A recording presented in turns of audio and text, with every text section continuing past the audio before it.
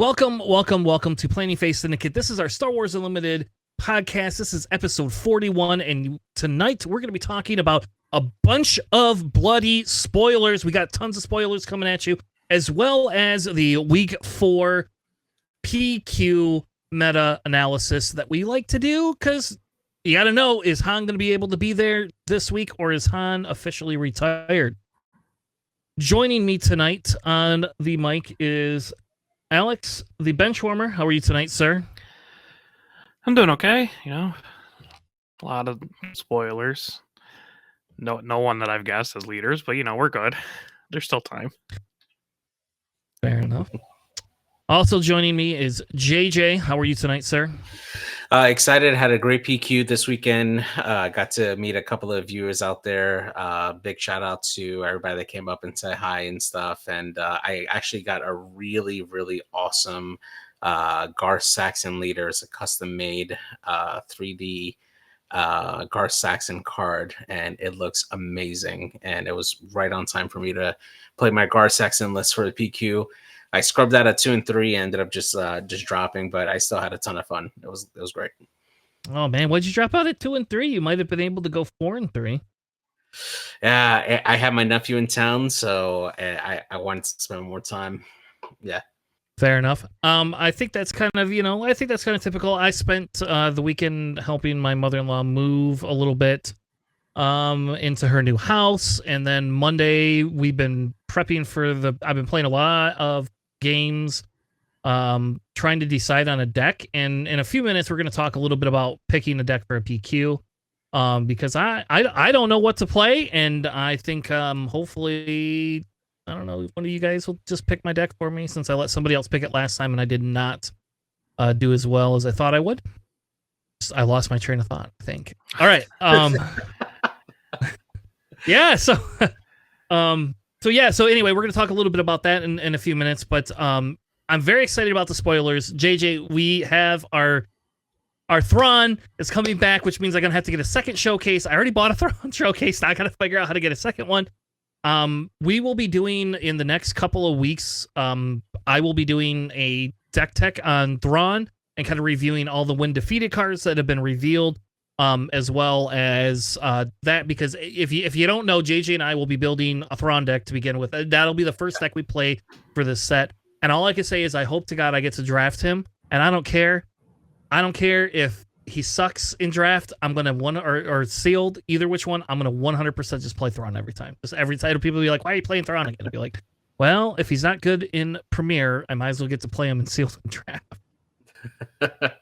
Yeah, I'm really excited for the new Thrawn. I mean, just the sheer amount of when defeated abilities that we have in the game now and what they're introducing in there. I mean, heck, even with the last wave, there's so many cards that allow you to like deploy battle droid tokens or clone trooper tokens when defeated. You can definitely just really take advantage of that. And I think Thrawn also will work really well with exploit decks as well. Like there's so many useful applications for his ability. I think we're going to see it really come alive. So, yeah.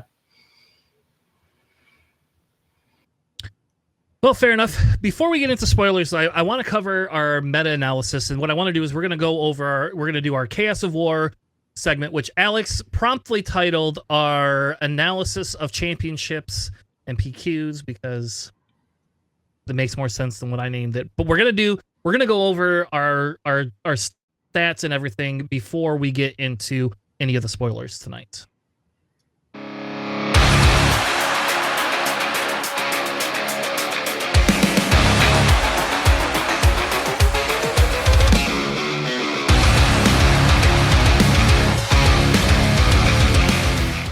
All right, welcome to our Chaos of War. This is the statistics analysis and meta discussion that we have. What we'll do is we're going to go through, I'm going to quickly kind of go through the list or leaders that won, and then we're going to talk a little bit about some of the lists and some of the statistics for it, because there's some interesting things that popped up. One, namely, there's a Pelt Blue, which was the first thing I saw, and I was like, holy crap, I don't know if that guy just missed every Sabine ever, but this Pelt Blue took down a PQ this weekend, and I was very excited. Alex, did you see that? I saw the list. I do actually have a local that plays like Palpatine Blue, and was at a store showdown with them where they went 5-0 in Swiss, and I think made the final table before losing. But yeah, I mean, Sabine's still kind of not a great matchup, and space is always kind of a weakness. But you get a little bit better space with blue than something like a yellow. Yeah. So that helps. Yeah. So that was exciting, though. We got to see Palpatine. Now we just need somebody get us a Palpatine showcase is what we need. We also saw Cad Bane creep up to the top. Cad Bane took one down. Han Blue took one down again as well. Then we also had a Palpatine Yellow take one down, which when you see that deck, you're just, I don't know. We'll talk about that deck in a few minutes. Then we had Django. I think this is the first Django deck that actually took down a PQ. There's two of them in this set. But we had Bosk Blue also took one down, which we had not seen before. We got another Han Green, Quinlan Tarkentown, another Han Green, of course, wherever the heck this Louisiana one is, there's a Sabinoff for the finals, which doesn't sound like any fun to me at all. Another Django, this is that second Django over in Seattle, taking one down. And then in Dublin, New Zealand, they had another Quinlan Tarkentown. Montreal saw a Han-off, a second Bosk Blue taking one down. And then finally we see Han Yellow, of course, taking one down. But it beat out a Green Vader, which we have not seen, I believe, in any top 8.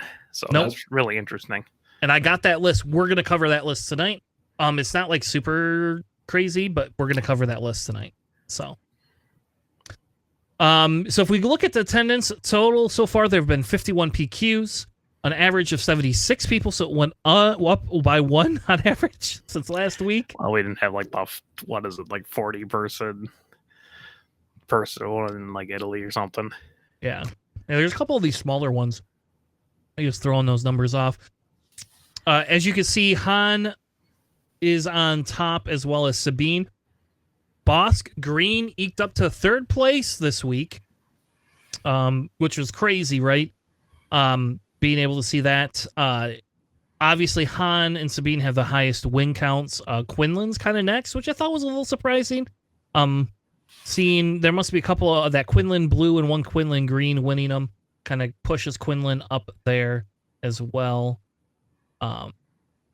When we get into the top 8, this is a little bit more interesting. We see Bosk really dominating. We also see Anakin showing up, Kira, Palpatine, Cad, and that. Same with the leaders. There's nothing really that much more interesting other than Palp because of both colors is up there.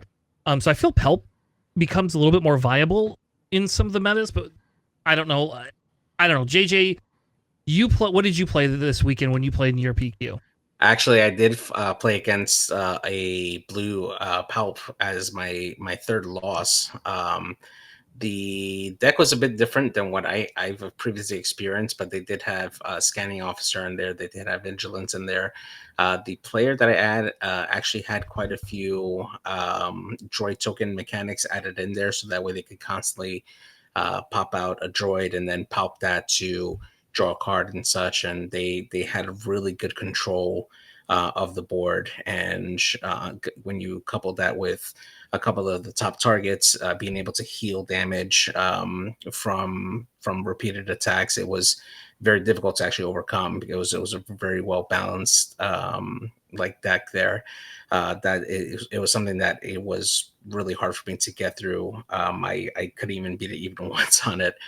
But yeah, it is a very, very strong deck. It's very similar to what I see on this here, but just adding that extra layer of having extra droid tokens to take advantage for Palp's ability is so good. Yeah. I don't know. I think this is interesting. I don't know. Alex, do you feel this is still a pretty healthy meta? Yeah, I mean, you're not seeing a lot of like different leaders outside of like the top 8, but it is different leaders winning the PQs, right?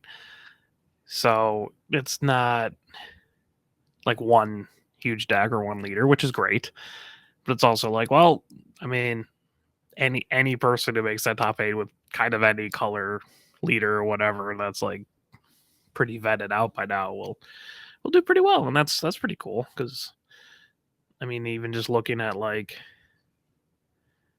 the top like leaders and base colors, they're granted there's a lot of like yellow, red, and a lot of dark in town, but like at least they're it's varying enough, right? They're all different play styles, which is cool. Yeah, fair enough. I think that's I like that aspect too. I do kind of agree with you. It would be nice to see a little bit more in there, but I don't know. We'll get to that. I think we got set 4 coming, and there's some cool stuff in set 4 that I think will push a few of these leaders down a notch or two. So this is the Pelt Blue deck. Alex, do you want to run through it since you're a resident Pelt expert? Sure. So yes, this is a blue Palpatine deck. It has triple top target, double Salacious Chrome, double Inferno 4, double Regional Governor, double Colonel Yularen, double Scanning Officer. A lot of officials there.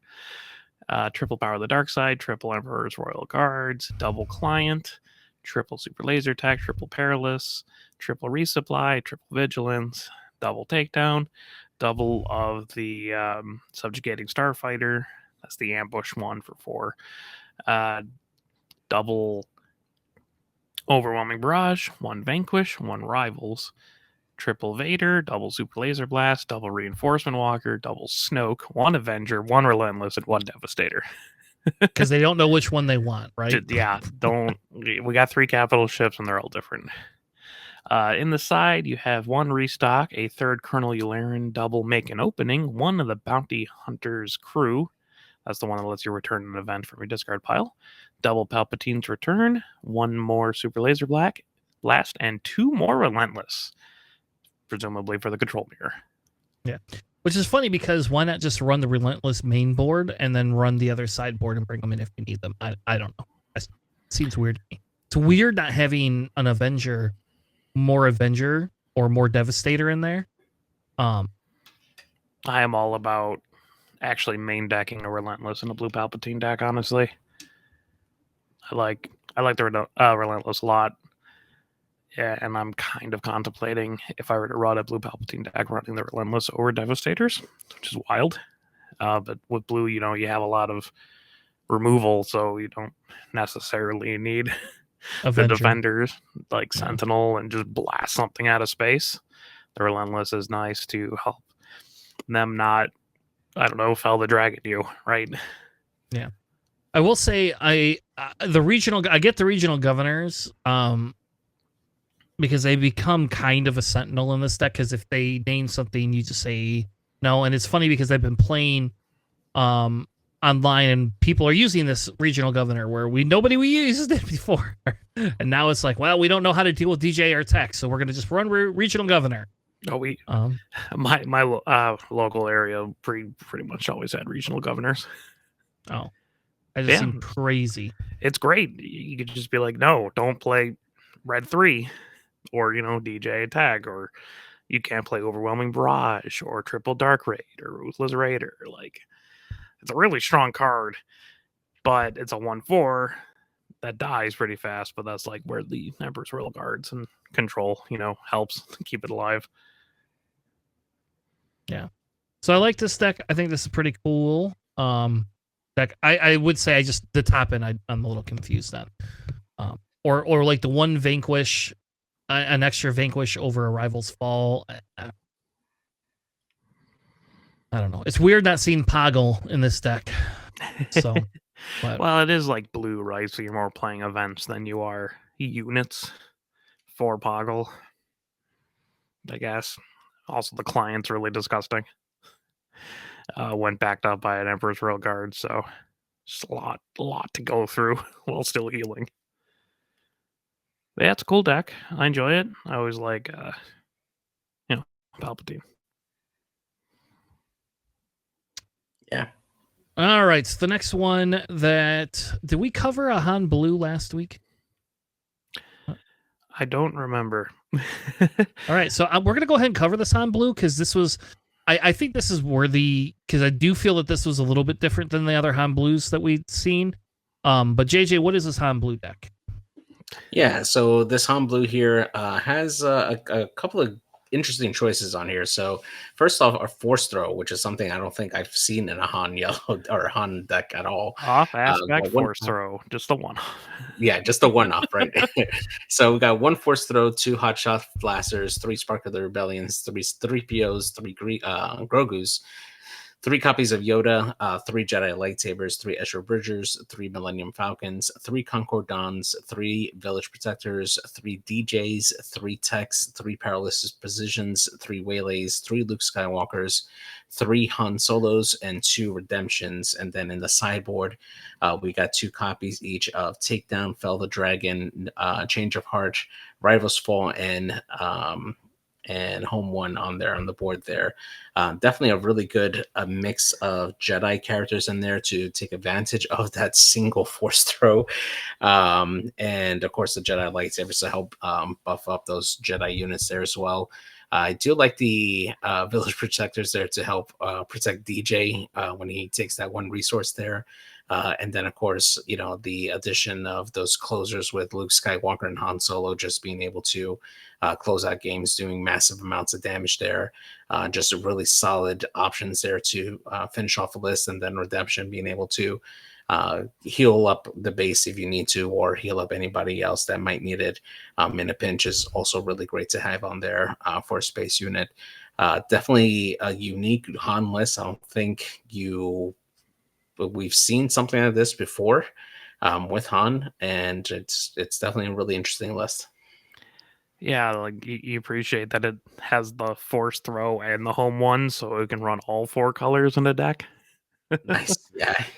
But also, it says 60% of the time it draws every time because you have C3PO, and literally 30 cards of your deck are 3 threes. cost. So that's what you always call. And it's interesting. It's kind of wild just to not have any 4, 5s, or 6 costs. Granted, they're in the sideboard, but like just main deck in it. It's interesting. I wonder like how it operates. Yeah, because there's no smuggle except for the blasters, right? So without the smuggle, it feels like, I guess there's DJ. I guess DJ and Tech are technically smuggled too. But it just kind of feels like you run out of cards to play. Because like once you hit your 6, 7 resources, if you don't draw your 8 cards that are your top end, like what are you playing? Like you just, like, I don't know. Like, yeah, I'm going to drop this Millennium Falcon. Well, there's no surprise strikes, or there's nothing that you can use to like buff it up. So, I don't know. I think it would seem to rely pretty heavily on getting like those lightsabers out and having like pretty puffed up Jedi. It does seem kind of like it folds pretty hard to control, but I guess that's why you have the sparks and the one-off Force Throw. Yeah. It's a neat little deck. This is definitely different than the Han Blue we kind of seen before. Next up, we have a Palpatine yellow deck. So let's go through this deck, because this deck is different as well. It's got at least 1 new card I've not seen people run before. So we got 3 of the No Get To Me Deads, 1 sneak attack, 3 scanning officers, 3 Bazines, 3 of the Confederate carriers, 3 Poggles, 2 of the, I don't even know, how do you say that? What is that? The Favorable Delegates? Yeah, Favorable Delegate. Which I guess makes sense because it's a 1/5. Who's going to kill it? And it's an official, and it draws you cards. Yeah, so I mean, it makes sense. Works really well with the officials. You have the 3 Emperors, 3 of the Phase 3, 3 Super Laser, 3 Resupply, 3 of the Elite P-38, 2 Waylays, 3 OBs, 2 Change of Hearts, 3 Vader, 2 Maul, 3 Reinforcement Walkers, and 2 Devastators. Now, no Relentless, not even in the sideboard, no Relentless, but they then also have a 2nd Sneak Attack, the 3rd Waylay, 2 Forlums, 2 Traitoresses, the 3rd Change of Heart, and 3 of the Palp's Return. I just do not understand the lack of Relentless. Outside of that, like I think this deck is interesting compared to what we've seen for Palp Yellow. I don't know anything about that favorable delegate. Like I guess it's great for a Sentinel, but like, and it's a free card draw without having to kill anything. I don't think I'm would like to discard the card from my hand. Though when you do kill it, Yeah, I mean, Palpatine for killing a bunch of your units, especially because you have Poggle, right? You probably have a lot of cards in your hand. True. I mean, granted, you don't want to. Discard it if you don't have to, but it's not bad. Also, I guess you can, if you're really desperate, you can waylay it back to your hand so you don't have to discard it and then play it again and draw another card. True. That is very true. Though I found the funniest thing is waylaying Scanning Officer. It's just you play Scanning Officer, then the next turn you waylay it, and then you play it on the third turn, and you say, "Yeah, Han, you should have killed it when you could have." It is always fun to also turn one sneak attack in a super laser attack. Yep, that is hilarious too. I would agree with that. But weird that it's only one. I mean, I guess I get it. Like, you don't want to like sneak attack in like a Devastator. And you're just like, well, cool. It showed up, swung for 10, died. Yeah. Well, maybe that's not that bad. I don't know. It's actually pretty. You gotta think that's like 10 burn damage is what that is. So what does it cost? 5 less or 3 less? 1. Essentially 1 less with sneak attack because you pay 3 less, but you pay 2 for it. Yeah, like it's a great game closer. How about that? But you could also put like Timely Invention in there too, and then it doesn't defeat it, and then it does kind of similar things. I guess you can't swing for 10 in, but you can kill it has something. Overwhelm, so you're hitting for something. But yeah, I mean, it's a nice iteration off the ones that we saw, like the very first competitive stuff out in Cleveland, right? Mm-hmm. Although it's actually kind of interesting. They didn't go like the English route other than like Vader and Ball. Because that was a thing with like Yellows. Like, yeah, that's probably why the 4 Loms are in the side, right? Because you can just ambush things and that's how you control it really well. And it gets around other cards, but it also is more susceptible to hand destruction, I guess. I don't know. Yeah.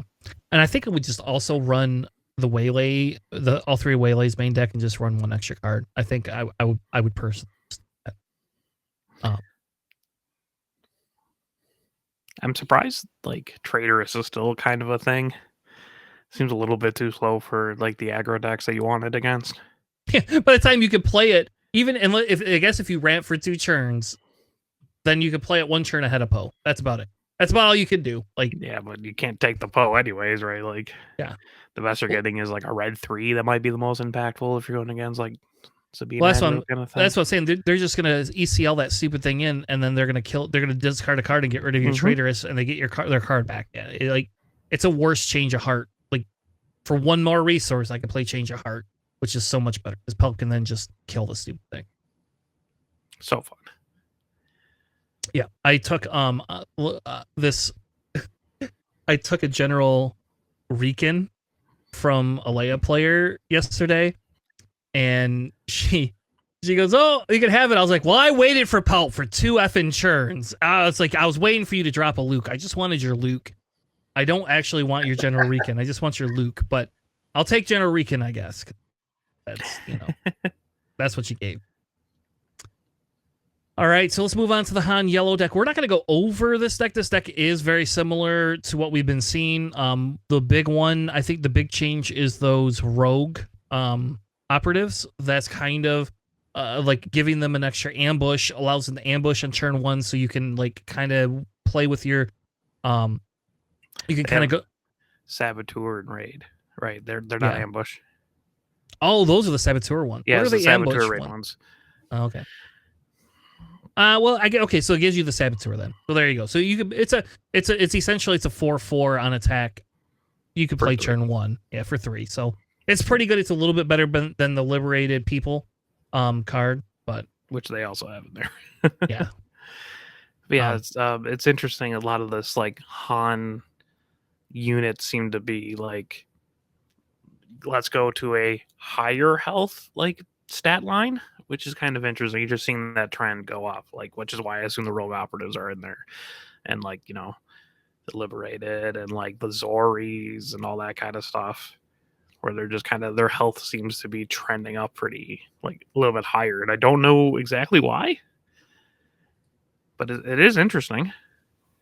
Yeah, I think it's so that it's a little bit to combat some of that other aggro that we see, with people being able to either timely in with the boss or you being able to ECL in something, with Sabine. So I don't know. They have a new adventure in the sideboard, and one change of heart, which I would almost think that a second change of heart would be very beneficial. I'm not super high on that new adventure anymore, like I thought I was gonna be. It's okay. Unless you replay the Falcon. Yeah. Either of them or Han, I guess, really, and just hit again. Like, you have a fair amount of ambush. Or it's kind of interesting for Kira, too, right? Pop it, put a different card down. Yeah. I don't know. See if they got rid of the card.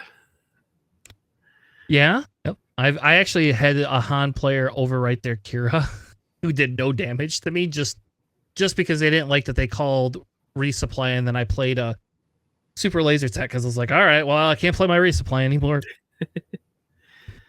I've definitely done something similar when I was playing that blue-green Boba deck with regional governors and Bright Hopes. Yeah, Bright Hopes.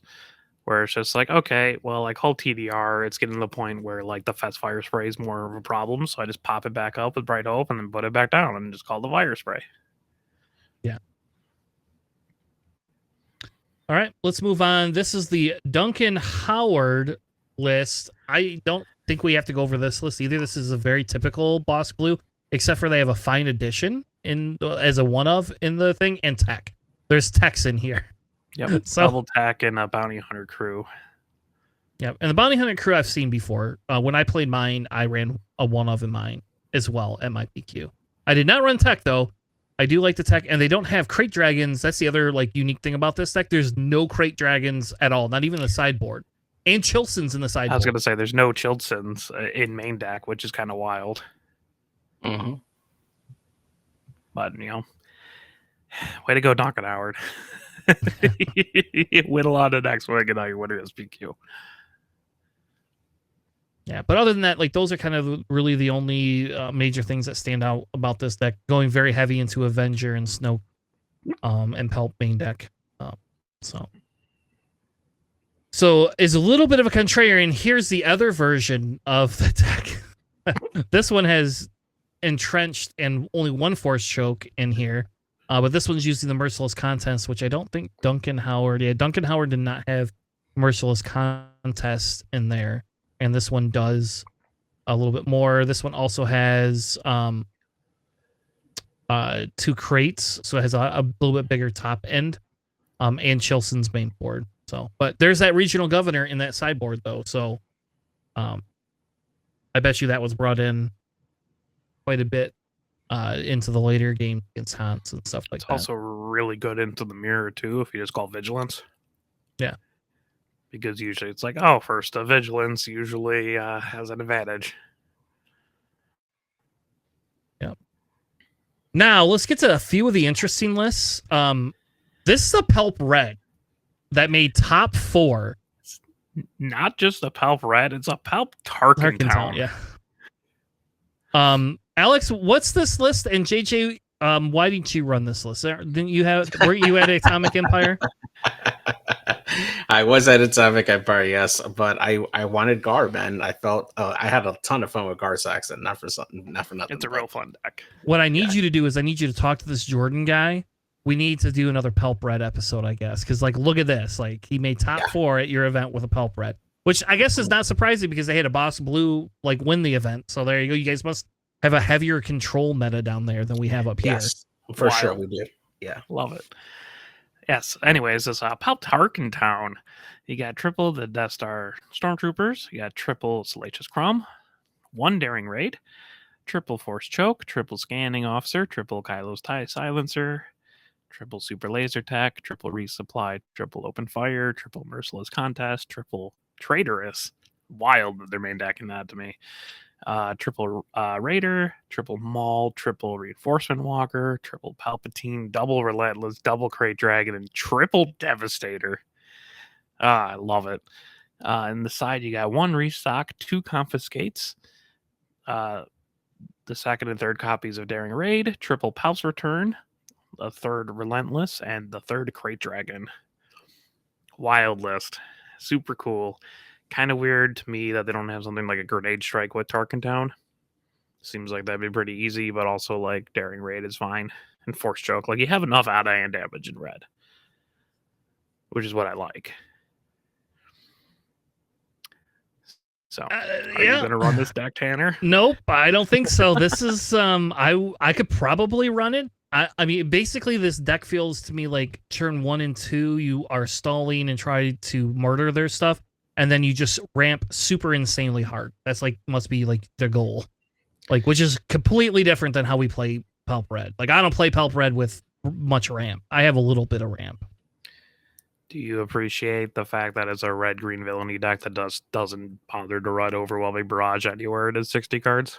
Yes, I think that's hilarious, and I applaud it because it's by the time you get up to your high end stuff, you don't need it anymore. You're just like, oh, I can play a Crate Dragon or a Devastator for Christ's sake. Yep. I got 3 of them. Love the main deck for Relentless too. It's just wild to me that they have the triple Traitorous. It's crazy to me. I don't know what I would specifically switch out if it was up to me. I'm not sure. I mean, think of it this way: you can run 3 Power of the Dark Sides, and it costs the same as Traitorous, and it does similar-ish things, and you don't have to worry about Poe. If you're gonna pay 5 resources, I mean, you could just run triple Dark Side if that's what you want. Like, I don't know what they're using the Traitorous for, because again, by the time you hit that 5 resources, typically Traitorous just against a lot of decks nowadays just doesn't work very well. I mean, I guess it gives you more options for your merciless contest, which is kind of funny, I guess. That's true, but how many times are you gonna have 8 resources, and when you have 8, you're gonna play? That's the problem. You're gonna play those 2 cards. Like I'm gonna play Pelp instead, or I'm gonna play a Relentless Walker. I don't know. Now I kind of want to run this deck, but not really. I would not run Traitorous. Yeah, I'd probably swap out the Traitorous for like the Black Sun Space Sentinels, I guess, because space is still kind of a weakness. Because your spaceships are the Silencer and then the Raider and then like the big capital ships, right? I mean, triple Devastator is amazing. I love it, but like throw 1 in the sideboard, put something else in. I don't know. That's cool. Yeah. I love it. It's Red Palpatine. Makes me happy. Yeah, I don't know. The running the Tarkin Town is just like, that's a gutsy call. Like, holy crap. Because there's like the healing is salacious, so it's really like try to just kill everything you possibly can until you hit your reinforcement walkers. Yeah, I don't know. I mean, yeah, it's like it's like I want to hard control you, and then just you get murder the you. Palpatine ping into Tarkin Town, which is cool, I guess. Like you can do a turn 1 if you really, really want to. And it will kill anything with 4 health. So not Grogu's and Pershings, I guess, but pretty much everything else. Yeah, anything that matters except for in Han Yellow that you still have a Han Yellow problem with. Not with they play those chokes are for. Yeah, they play those slaves and it's hard to do it. But yes, it would actually be really good, especially if they play the Falcon, because it's like, okay, you can have your 3 damage. You no longer are going to have a Falcon any longer. Yeah, that's true. Like, and I think that's a pretty fair trade. I guess the Traitorous is good to steal Falcons. There you go. Maybe that's what they have them in there for, to steal Falcons. I don't know. I mean, you can also just take things like their DJs and tax, I guess. Yeah, I mean, that would be kind of a dirty play. You could play that down. Stealing a DJ does, but steal their tack when they play it. You have to steal their DJ the turn they bring the DJ out to get your damn resource back. Well, you have to kill the DJ too. Yeah, exactly. Which you can't do on 5 resources anyway. So I don't, that's you just force choke the DJ. That's what you do. They play DJ. You go, oh, I have a force choke. Let me have my resource back. Thank you. Draw a card. The next one was a Boba Yellow. This deck is like, I don't know, Alex. Like, I don't know what this deck is. This is JJ. There, here you go, JJ. You could go over this deck because this is a JJ deck. I've never seen a Boba Yellow that plays this type of a deck. This has got more one-offs in it. I'm telling you, man, my style is coming, man. I'm telling you. So we got 1 copy of Hot Shot Blaster, 3 Battlefield Marines, which is a choice, definitely, for a Boba deck. 2 Sparks of Hope, 2 Gamorrean Retainers, 2 Scanning Officers, 3 Cloud Riders, 2 Boba Fett's Armors, 3 Echo-Based Defenders, 2 Millennium Falcons, 1 Hu Yang, 3 Resupplies, 2 Waylays, 2 Bright Hopes, 2 Modded Cohorts, 2 Kiras, 3 Syndicate Lackeys, 1 Plo Koon, 2 Millennium Falcons, the Lando one, 3 Ewing Reinforcements, 3 Han Solos, 1 Cad Bane, 2 Enfys Nest, and 2 Home Ones. And then the sideboard, you just flew right through the 1 Cad Bane in that deck. Yes, the 1 Cad Bane and the 1 Plo Koon too. So we got 3 copies of Spark of the Rebellion, and then 1 additional copy of Scanning Officer, Boba Fett's Armor, the regular Millennium Falcon. An additional Shadowed Intentions, Bright Hope, and I can't tell what the last one is, but the one that like kind of turns you into a fake phantom. Yeah, that's it. Yeah. But yeah, I mean, it really interesting, right? Like, I would probably give up the Enfys Nest to have more Cad Banes. They probably just didn't have enough Cad Banes. Honestly, he costs 9. What do you like? The only thing that he can be played for is the Ewing Reinforcement. Without that, you're not playing Cad Bane. You should probably get up to 9 resources in this deck, honestly. But are you going to play that? I don't know. I would. Okay. I've played a fair bit of like yellow Boba, right? Just it's wild to me, right? Like 1 Plo Koon just seems so off because, like, I mean, okay, I run a lot lower curve stuff. Like I have like triple Clone Deserters, triple Cartel Turncoats, right? So I have generally more units on the board for Plo Koon. But man, like they flip a leader with 7 health. Plo Koon just comes in there and just one-shots it. Between like Quinlan, Obi, Anakin. Yeah. He just I guess even Boba Fett for the one other person running this in a PQ. Yeah, anything with like 7 health, just it's so good. I mean, I get this in to get lackeys because they'll consistently do 6. But man, Plo Koon is just so good. So good. Yeah. Yeah. I'm also just not a resupply in my Boba deck kind of person. Or Boba's armor, but like I understand why that's in there. Yeah, I mean, I ran Boba's armor in my Django deck, and I had Boba Fett's too, so like, I mean, it worked. I got it off sometimes. It was also nice just to have that +2/+2 sometimes, but for 2 costs, like it's like Surprise Strike is a little bit better, but this, if they don't kill your unit, this gives it over and over again. I mean, could you imagine putting like Hu Young in there on like Kira and then a Boba's Fett armor on a Kira? Like, have fun, take this thing down. It's also like, I get the Battlefield Marines, right? Because they're just the 3/3s are really strong, but like Ryloth militias are right there. Yeah. They're 2/3s with raid 1, so you get Boba Fett's ability. And they are a nasty turn 1 play when you just play something else, because then they swing in for 4 with your first turn play, which is huge. Helps racing, and it helps like, there's been a lot of times where they're like, I'll play against Sabine or something, and I'll have the Rylos out, and they drop like a Fighters for Freedom or something, and I'm just like, ooh, cool. I'll trade with the Fighters for Freedom. They have 4 health. But yeah, I mean, it looks like my Boba deck if JJ went in there and scattered a bunch of cards around.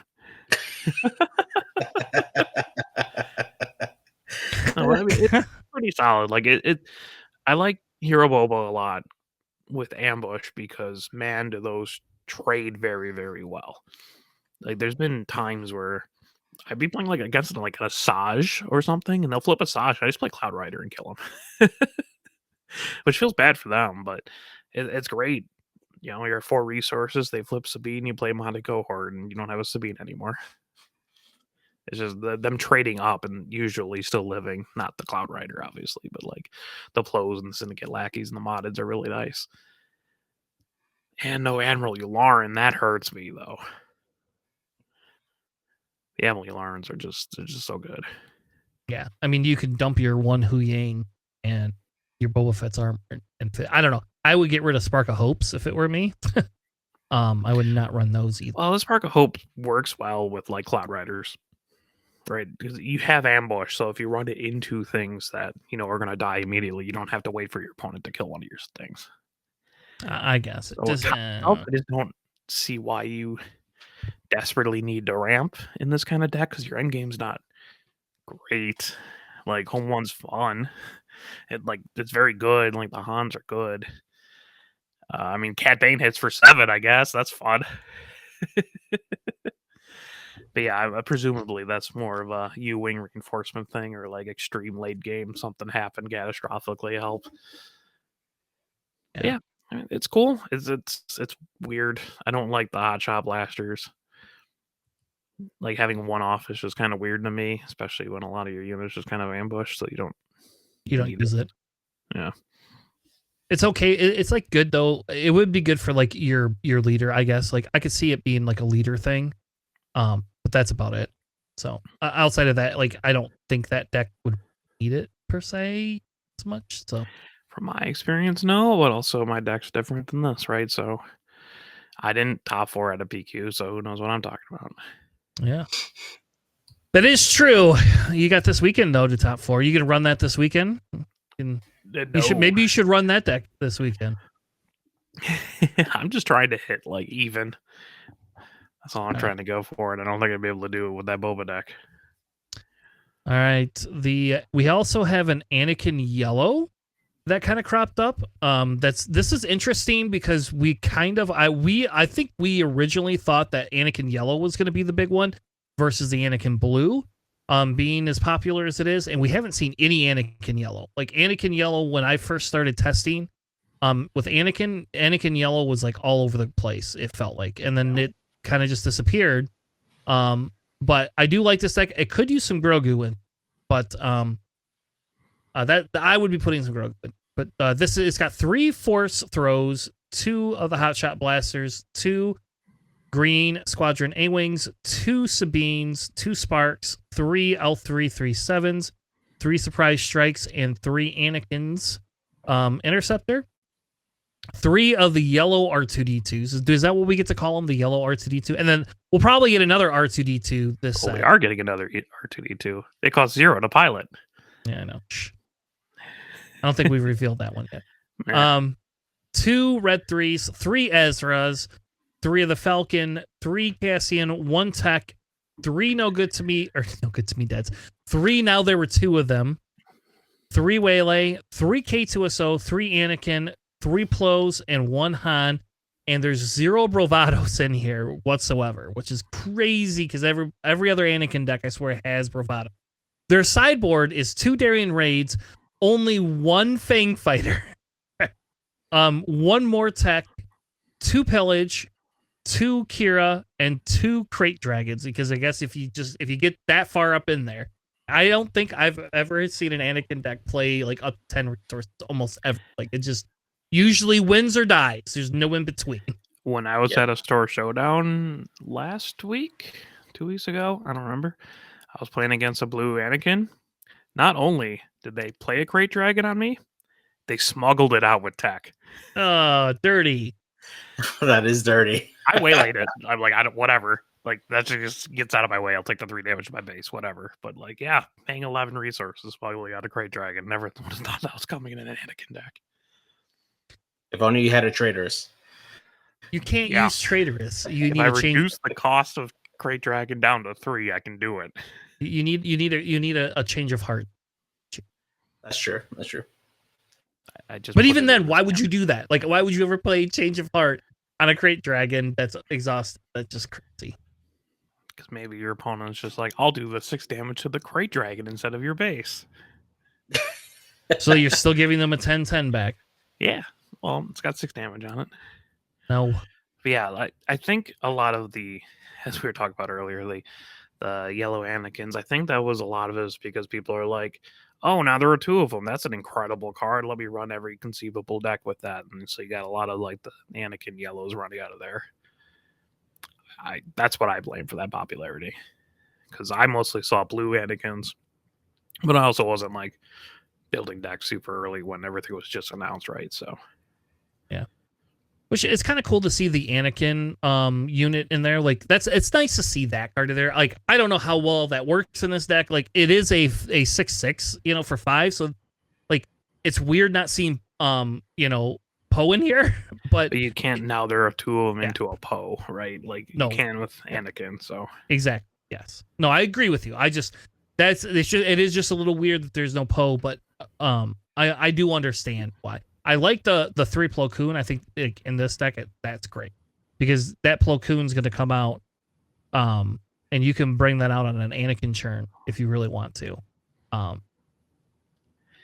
do you appreciate that you can now there are 2 of them, an L3 or an R2D2 into a K2SO because they're droids?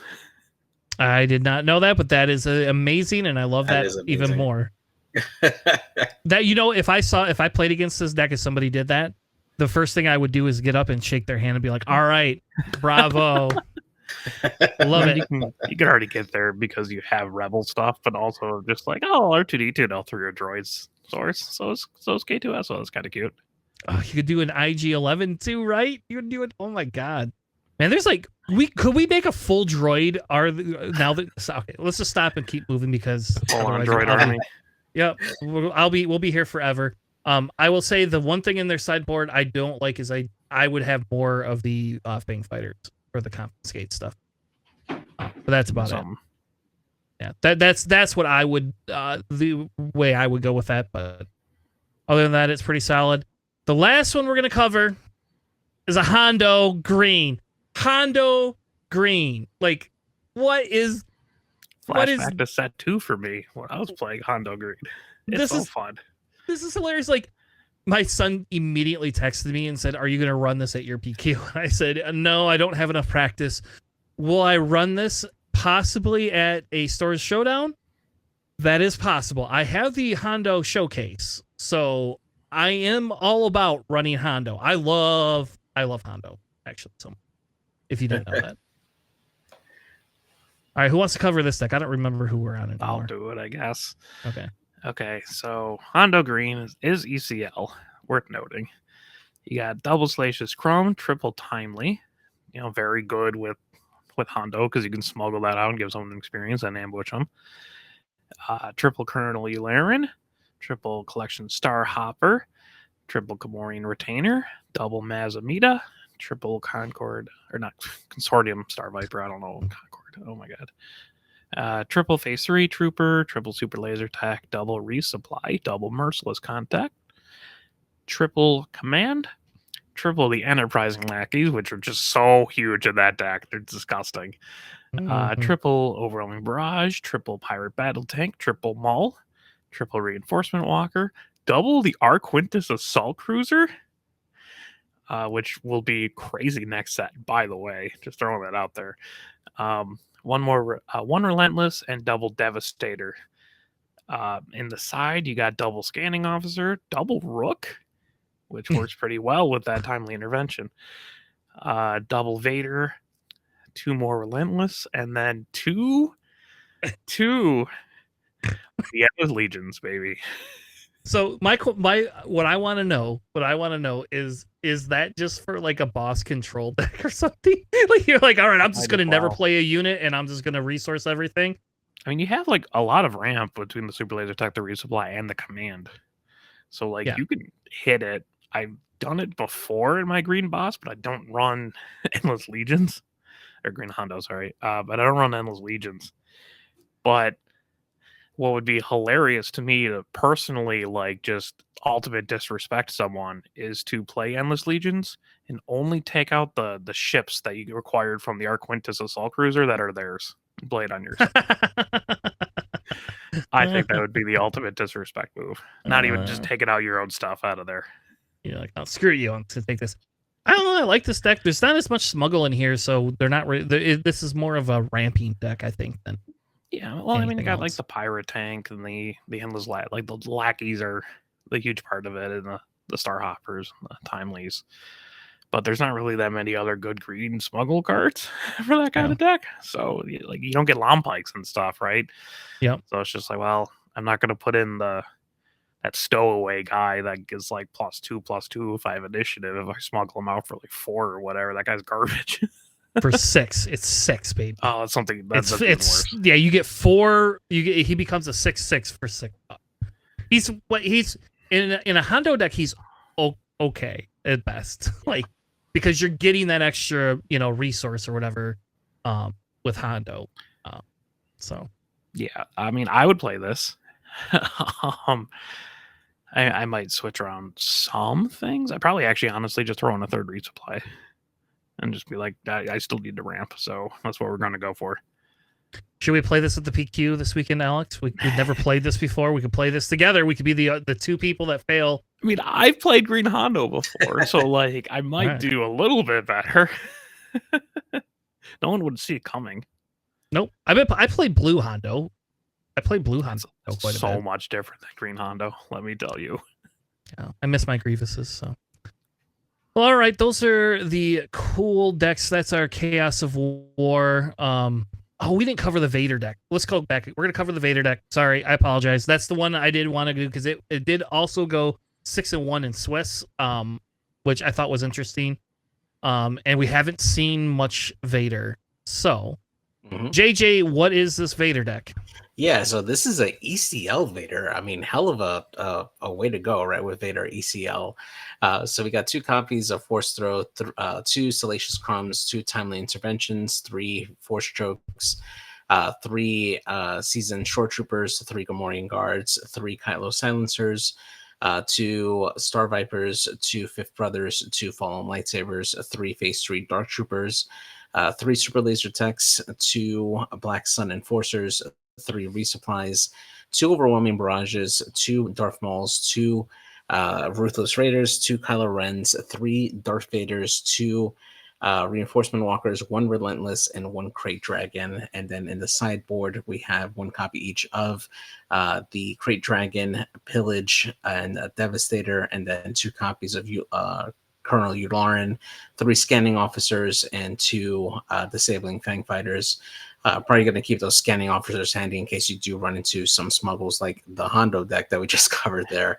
But really interesting. I mean, you got a nice amount of good like early aggression with some of these cheaper units that you can go out and deal some damage, but you also have the ramp with, the Super Laser Techs and the resupply in there. Maul and Ruthless Raiders are just such good targets for the ECL to come out, just do some damage immediately out there, and then just finish it off with the rest of your list there. This is a really tough list to get through. You have a lot of great options for the Overwhelming Barrage, and it can punch really, really hard. It's really good. If you leave Kylo on the board, you do not kill Kylo for whatever weird reason, you have Reinforcement Walkers and your Crate Dragons that actually benefit from it too. Which is I don't know if that's like unique or not, but that is a very cool thing. Well, you can be able also to do. it to your Star Vipers and your Gamorrean Retainers. Oh yeah, well yeah. By that point, well yeah, I guess maybe Star Viper would be kind of interesting. That one I can see. Yeah, I don't know. Like this is an interesting deck. Again, the sideboard is a weird amalgamation for me, and this deck does have ramp in it too. So I don't know. I don't like the timely intervention, but I guess it's great for us. You can smuggle it and use it later in the thing. It's weird not seeing Yularen though in that main board. That's just very weird for me seeing the main board, especially with 25 health. If only they had like a one-off Palpatine, then they can run 4 of the convention exclusive black cards between Maul, Kylo, Vader, and Palp. That'd be cool. That's what I would do. Yeah, you could just drop one of the Vaders really easily and just put a Palp in and call it a day. Just the one-off. Yep. And there's no open fire here, by the way. Yep. Like that's a little weird for me too. I mean, you have a little bit more force throw units, that you can use. So like Fifth Brother, you could play Fourth Throw on the third turn with Fifth Brother, which is still pretty dirt. I don't know. It's a neat deck. It's definitely different than what we've seen. And it is nice to kind of see Vader make a little bit of resurgence again. So. All right. Now that truly ends our Chaos of War PQ analysis. Up next, what we're going to do is I want to talk just a little bit. We're going into PQ this weekend. And so next week, we'll probably talk a lot more PQ. So we have a very big spoiler section we're still doing this week as well for our Galactic Gazette. But the big thing for me, one of the big things, in my opinion, is like we're going to a PQ. I still can't decide. I'm now on 4 different decks that I don't know which ones I want to run. I don't know how to make a decision. I don't know how to pick a deck. Like, I don't know. Alex, like, let's talk a little bit, I guess, buddy, because you're in the same boat I am. You haven't picked a deck yet.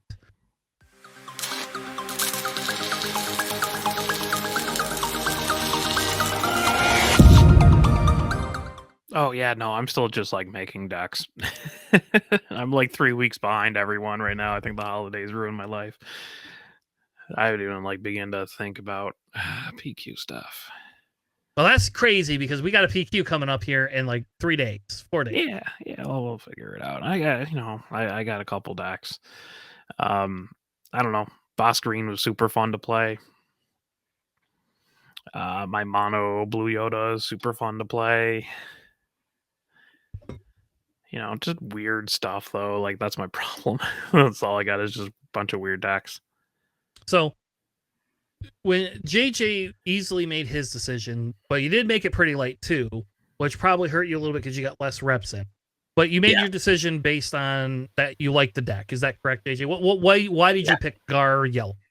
So when I originally started using Gar Saxon, when it first came out, I usually played them a lot more with a lot of more Mando units, putting a lot of equipment on them and stuff. And it felt fun to do, but at the same time, I found myself spending way too many turns trying to really build up those units in order to really have a good effect with Gar Saxon.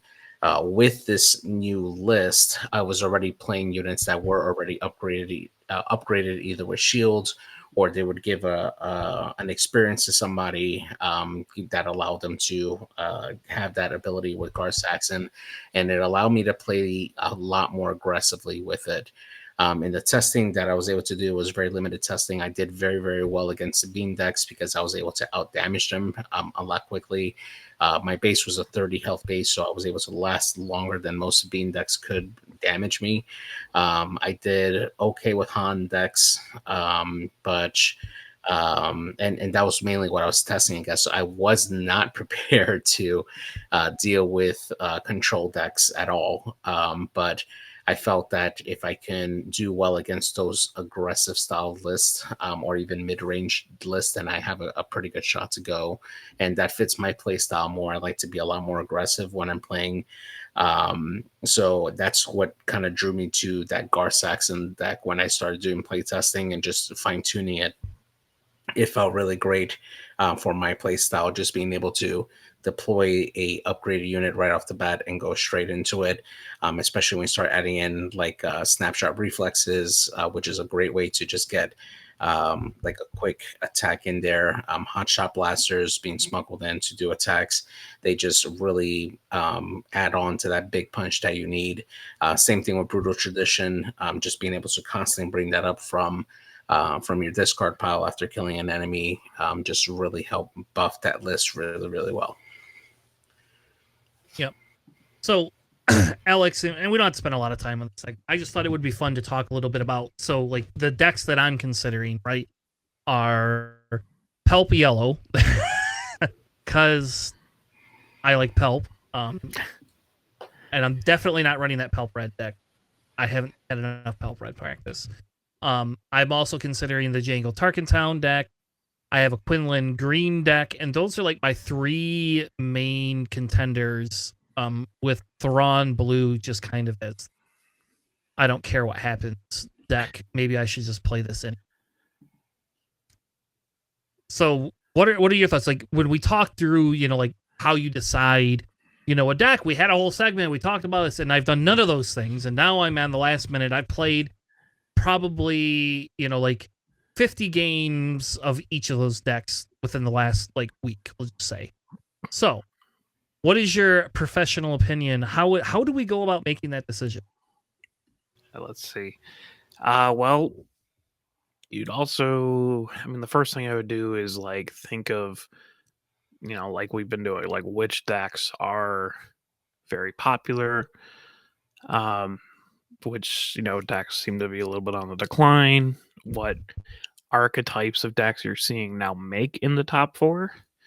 Like, you can't really expect like Hondo Green to be there, right? But you understand that it's like, oh, that's just like a top end, like mid range deck.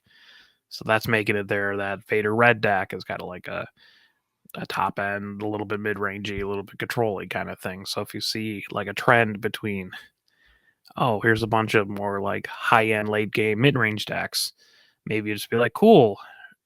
Maybe my aggro deck can go faster because they're more concerned with late game stuff, or like, hey, my control deck needs X amount of stuff now to deal with like the later game decks, kind of like that. So once you figure out kind of what you think the meta might be leaning towards, then you can try to maybe not like counterpick, but like, well, I have, Han Yellow that I've been playing a lot, and I have like Sabine that I've been playing a lot, right? But like, hey, mid range might not be good into this field, or like it's trending down or something. So maybe I just play my aggro deck instead. Or like, hey, there seems to be a lot more rise of mid range and a lot lower aggro. Let's run my control deck. Hey, there seems to be a lot of like real aggressive like ambush stuff. Maybe I don't need to run as many low cost units as I want. Maybe I can just run other stuff. Or like, hey, there's not a lot of space right now in the meta, I'll just go heavy into space. So that's like a reasonable thing to try to ask. Would my deck play better into the field? And it's still super speculative. But at least, you can kind of see trends, especially if it's later on, like a later PQ this year or something like that. Yeah. So do you feel, so if we going into this week, do you feel we'll see a lot of Han in the PQs this weekend? And then if so, do you think we're going to see a lot of Han in the, what I would consider Michigan meta? Because I haven't seen a lot of Han before, if we're being honest. There's not like a lot of Han by me, but there are like people who have been playing Han and testing Han at the store showdown a couple days ago that I was at. I think there was maybe like 2 or 3 like mono yellow Han decks out of like 20 people, right? So I expect it to be, it's a lot of the popular ones, a lot of the meta stuff. I'm not sure about what your side of the state is in terms of play style, but it seems like my play style around here is a lot of like mid-range stuff. And we have a lot of aggro that runs rampant. So at the recent, we had 16 people, 12 to 16 people this week at one of the locals I went to. And the 2 decks that were undefeated was an Anakin Blue and a Sabine. And the guy that did the Sabine Green also made top 4 at the last PQ we went to. So like, that's not a surprise. He's a really, really good player. And anyway, long story short, right, is I brought Pelp. I won 2 out of 3 games. I won 1 out of the 3 games against Sabine, and the 3rd game I probably could have won if I played smarter, or at least I would have been a lot closer. I stupidly claimed instead of to get it because I thought he wouldn't swing with his Sabine for some reason. I don't know why I thought that. Like, he had a Darksaber Sabine, and so I claimed so that I could try to like kill him the next turn because I had an overwhelming barrage and a 4 cost on the thing, so I wanted to be able to overwhelming barrage him, but I miscalculated 1, so he got to swing twice with his Sabine. So that's 14 damage, and 7 of it could have been prevented because if I just ran my Poggle, and I could have then claimed after that and overwhelming barraged. But so I don't know. So that's the question: is we've seen a lot of aggro, but we're seeing an uptick in some of that mid range and a little bit of control. Like control's always kind of been there. Like I think, control if it dodges aggro. But do you think Palpatines and, the boss greens or the Vader greens of the world can run like a little bit more of a control heavy deck and still be viable into, like, we'll call it the Sabine, Quinlan, CAD world? Not sure about the Palpatines, but like the blue Bosks, or maybe even like mono blue, like Idens or Krennics or something, which I've seen a couple around us. Like heavy control like that, I still think it's pretty decently viable because you have a lot of restore. Just in general there. Mm-hmm. So it would make sense. I know there's a couple guys that are working on like blue-green hero stuff, right? And that tends to have a lot of restore, or that's very versatile. You got a lot of like Jedi and stuff, right? So but there's also like red yellow hero is pretty popular between like Tarkatown, CAD, and we have a couple like yellow Sabines popping up here and there. I occasionally play Fennec. I think you guys have a lot of Lando players over by you, so We have more. The main one that I know wild to me. is not playing land. He's not actually, so like he's completely like he switched off Lando and is on Anakin Blue quite a bit and Han Blue. That's his like flavor of the week is Han Blue, which is hilarious because we that's the problem with locals is sometimes they slant your thing. I was playing Thrawn Blue against them and winning.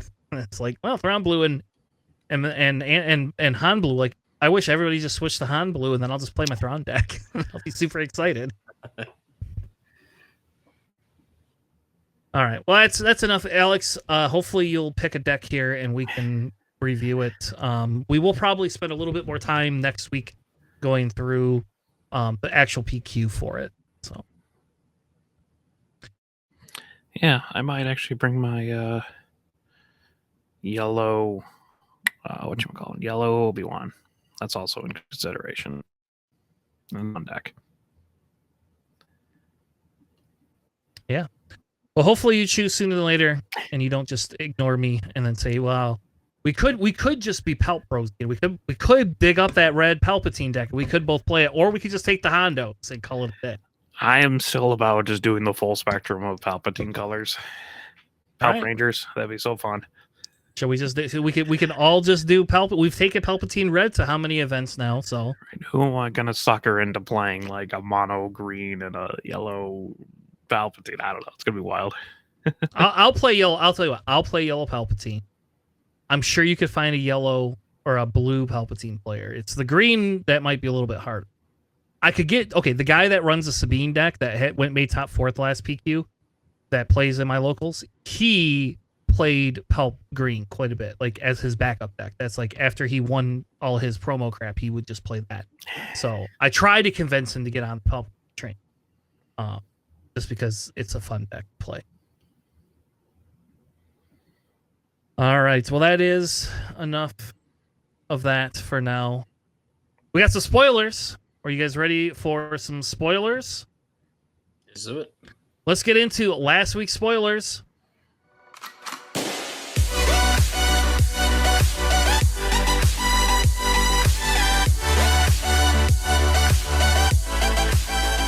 Our planning phase Galactic Gazette. This is our news and spoilers preview segment. No, we didn't preview all these cards. It would be amazing if we had gotten the leaders, but we did not from FFG. But these leaders are crazy. There's 2 of them that we're going to cover tonight that I'm just like super stoked for.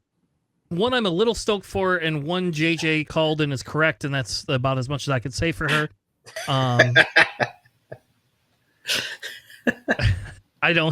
have no good words about that other than she might be good in draft. But yeah, we have lots of spoilers, and we're so excited to be able to bring you and talk a little bit about these.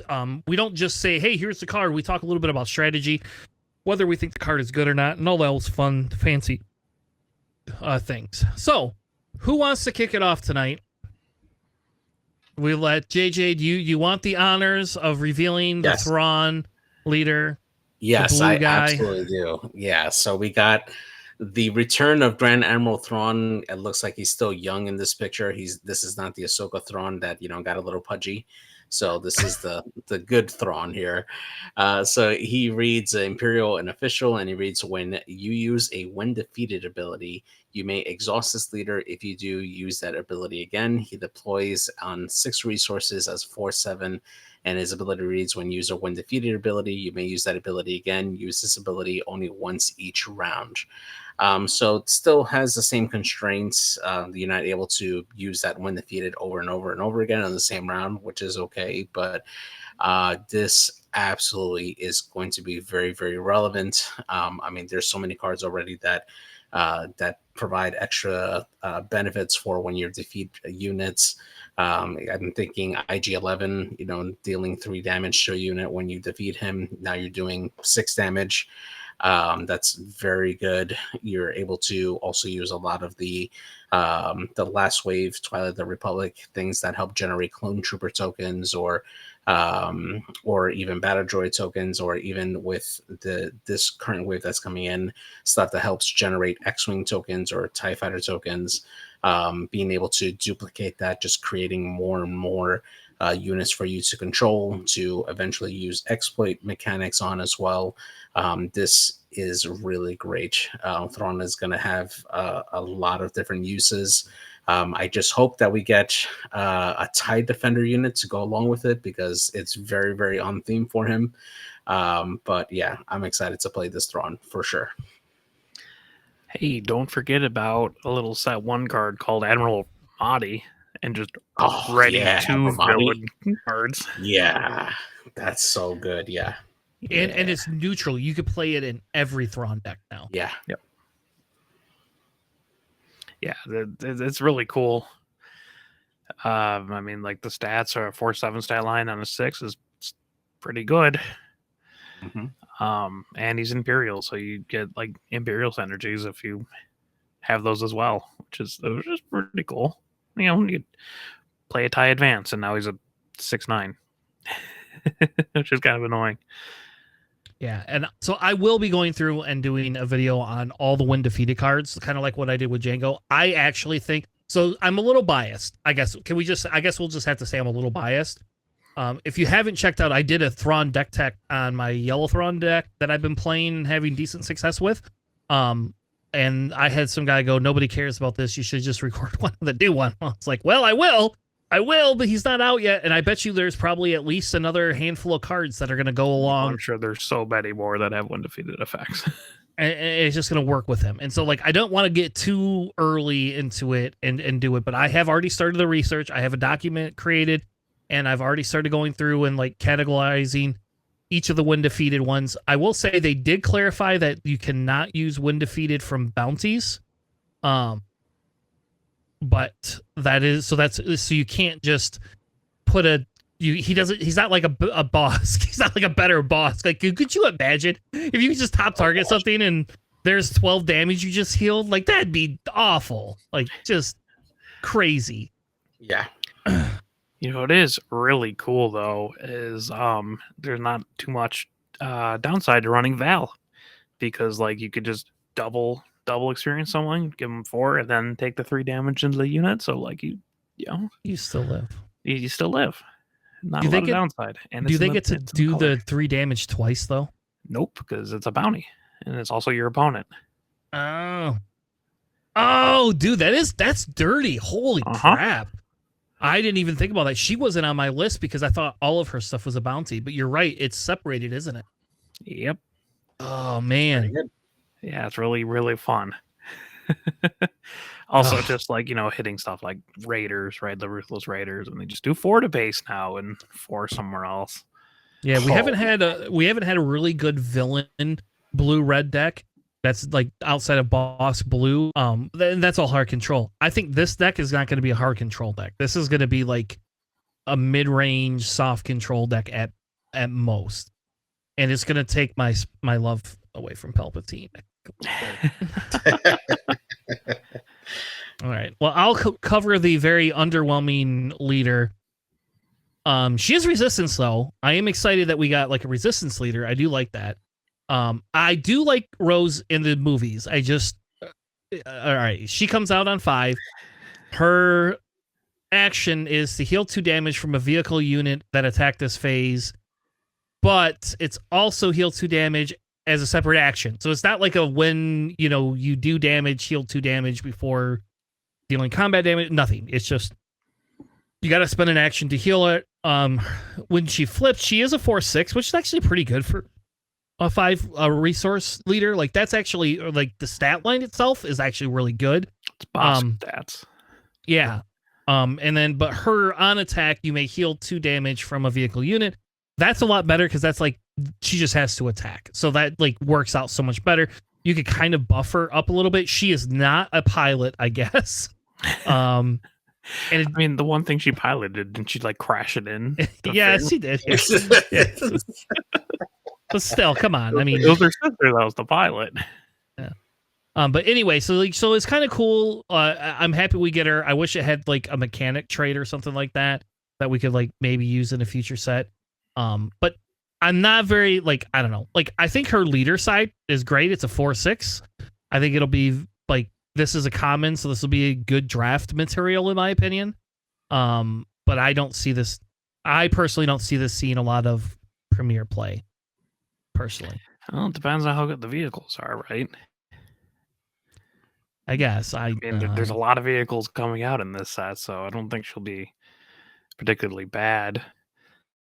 I mean, her normal leader size is a little bit rough because it has to be like that already attacked, but I guess it does incentivize you to, I don't know. So like, I mean, swing into units, but it's also crazy with Obi-Wan's Aether Sprite. Yeah.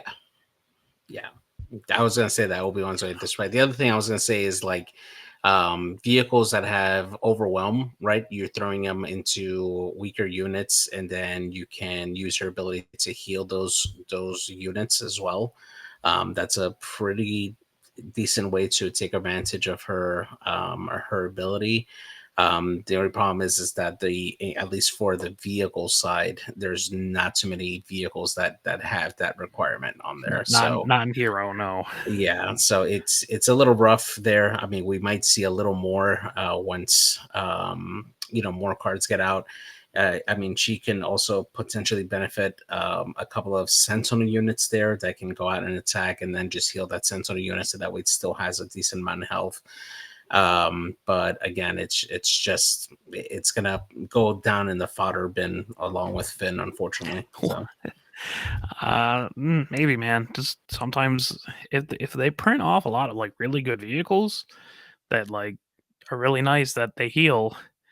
I mean, pilots go in vehicles, right? So they're gonna get extra attack and health, and you can just start healing those, which seems pretty strong. I am the craziest thing to me is that you called Rose Tico being a leader in this set. Yeah. Absolutely I don't know no how you did reason that. why Rose should ever be a leader in general, let alone like also this set. Unreal. This is crazy to me. I know we got her before Tally, right? Yeah, we got her before like so many other like characters. All right, well, let's keep moving. Which one do you want, Alex? I guess I'll take Rio Durant, who is from a movie that I didn't see, the only Star Wars movie I didn't get around to watching. Han Solo movie. Yeah, that one. So it is a yellow villainy leader. He is a underworld and a pilot. So when he deploys on 5, he is a 3/5 stat line with Saboteur, or the attached unit becomes a leader unit, like you do with leader pilots, and they gain Saboteur. And if it's a transport, it also gets +1/+0, and he gives them a +3/+5 as well, which is really big. Yep. Yeah. So his leader ability is an action, spend a resource and exhaust him. Attack with a space unit, it gets +1/+0, and Saboteur for this attack. Which seems really, really good. Especially because he's a yellow villainy, and they have access to things like Triple Dark Raid. Yep. Yeah. Like, it just seems like there's a lot of really good things you can do, especially with Saboteur, especially in yellow. so you can rush in space pretty hard. Yep, this feels better. Like I don't have to tap you down anymore. I'm just going to screw everybody over and get past every sentinel imaginable. Nice trade blockade, guys. Way to go. Yeah, so And also like the +3/+5 on a vehicle for 5 resources, like your 5 liter deployment seems pretty big, especially when it gets Saboteur. There's a bunch of like solid transports too. In general. But like especially yellow, I mean you got your YVs or whatever. But you also have like if you're going to blue, you get like the gauntlets. If you're going to red, you get like the punishing one, I guess. But just Fet's fire spray. That's yellow. That's a transport. yeah, Yeah, just imagine that getting an extra attack and Saboteur. And +3/+5 to its stat line, so it's an 8/11. That can also tap down your generic units and has Saboteur and one plate comes in ready if you have Boba Fett. I don't see anything wrong with that. nope. I actually like I almost feel the leader is a little bit. This is like a new aggro tempo leader that I think is going to be there. So The guaranteed +1/+0 and Saboteur is nice, but also you have to see how much people are going to go into space in this set, right? Because if everyone's playing a bunch of heavy space units, sure you get around at Sentinel, but like your ships are going to die pretty fast. Yep. Oh. All right, let's move on to Admiral Holdo. JJ. I'm surprised they didn't name her Vice Admiral because that was her actual title during the movie, but whatever. So she reads Resistance Official. As an action, spend 1 resource, give 1 resistant unit or a unit with a resistance upgrade a +2/+2 for this phase. She deploys on 6, and she is a 3 attack, 3 or 8 health unit, and it reads on attack, you may give another resistance unit or unit with a resistance upgrade a +2/+2 for this phase. Pretty decent. We are going to get quite a few more resistance units out on the both on ground and on space. So it's going to be really good to have that extra buff there for resistance decks. Probably will get better with time as we get more and more units out there. But for the time being, probably going to be pretty good as a probably as an aggressive style list, especially with her ability to do on attack. If you're able to do like a surprise strike with her and then ready her again with like a different card or ability, like keep fighting, for instance, you can really end up buffing units really well. And you can potentially buff the same unit twice, making it a 4/4 buff. So that there's definitely some really good uses there for that. So, but yeah, You cannot buff it twice. You exhaust her. You can with the leader and then flip with the leader. That's what I meant. Oh, okay. Yeah, with the leader. Yeah. Remember how like Wat Tambor you had to actually like lose a unit to give something +2/+2? Yes. Now you just spend money. Just spend a resource. I do appreciate how they specify resistance upgrade too, because you don't get the trades off the upgrades. So like if you throw in like R2D2 or BB-8 or something or whatever pilot into something, they're eligible for the upgrade, the buff.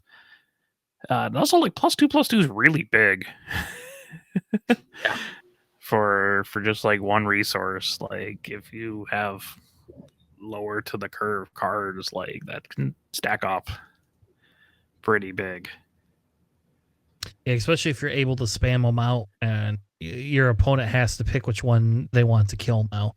Like it's a great way to spend resource. I personally think this is going to be nuts in red, specifically. To make the Poe an 8/8.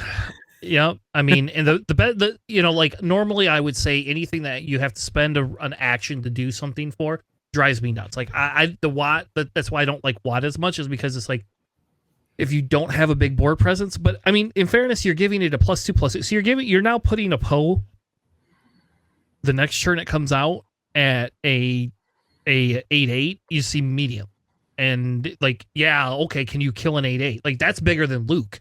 Like, Luke's a 6/7. This is an 8/8. And I she don't- hates them. Yeah, that's true. But so like I actually think I don't know how good this will be in other colors, but I think in red, like I would easily say that this is going to be a very, very good deck. And I'm a little bit scared of some of the stuff that it can do. And we haven't even gotten all the ships yet, so there's more ships to come. Blue might not be like particularly rough. I mean, we're still releasing cards, obviously, but you do have like Rey and Rose, which are resistance members as well.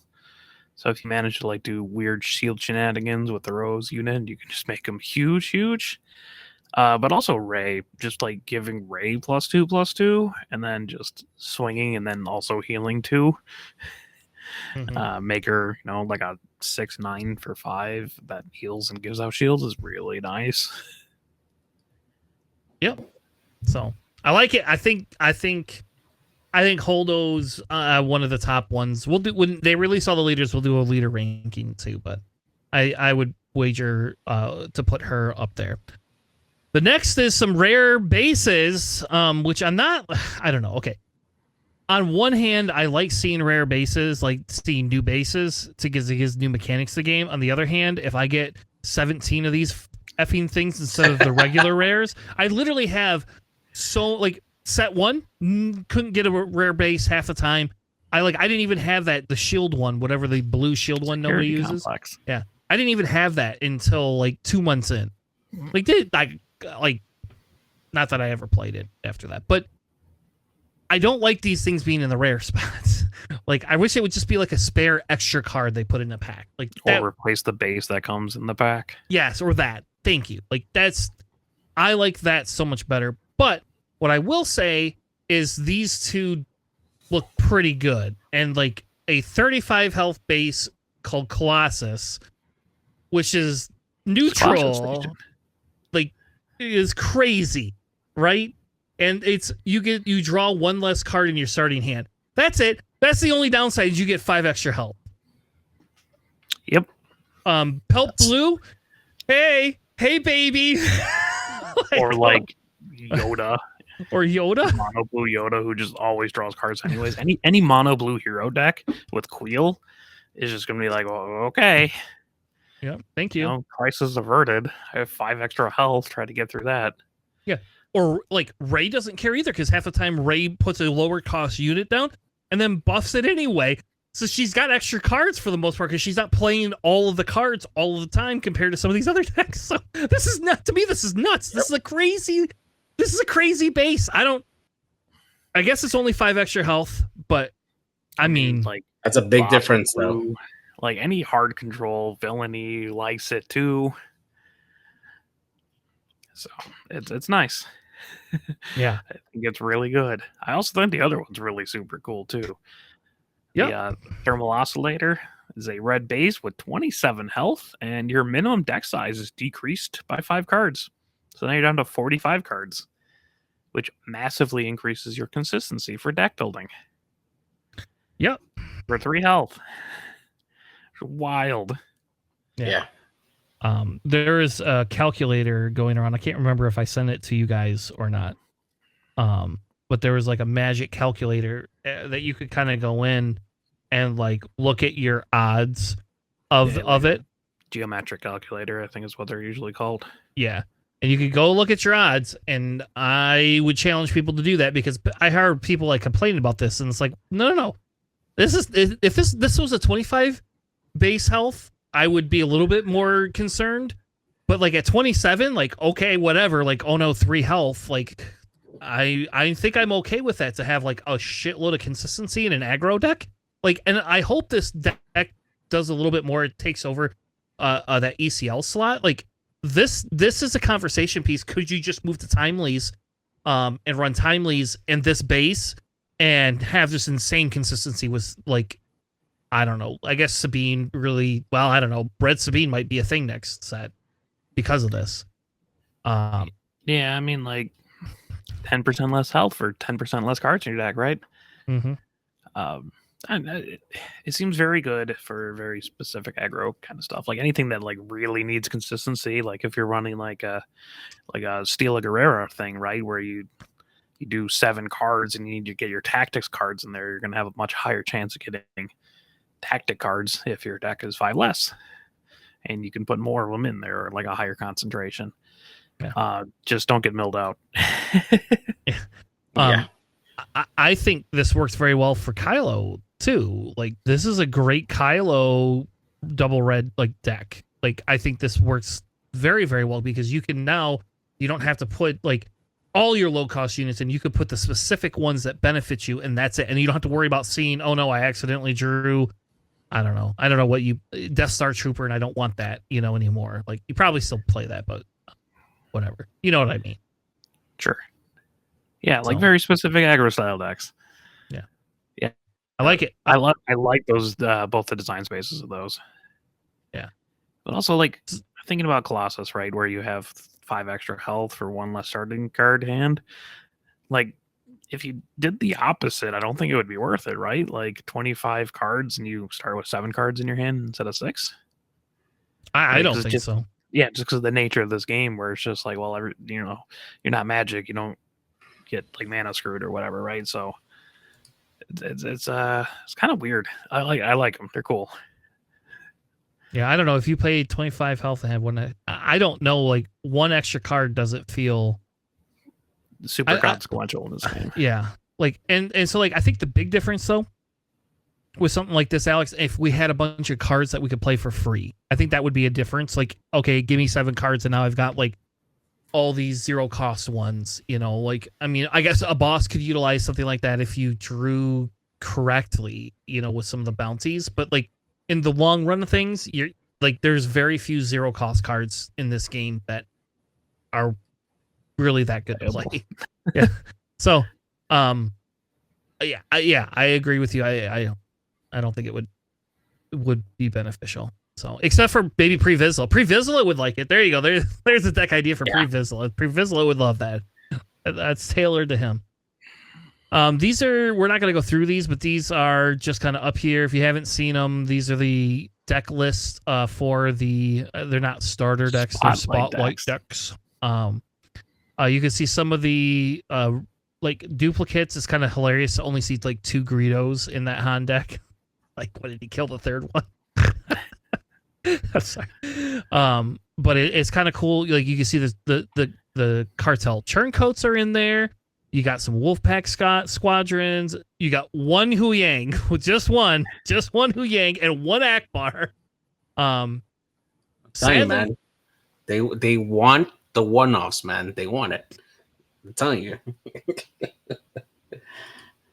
But the one I'm excited for is that Mandalorian, which we'll get to in just a minute.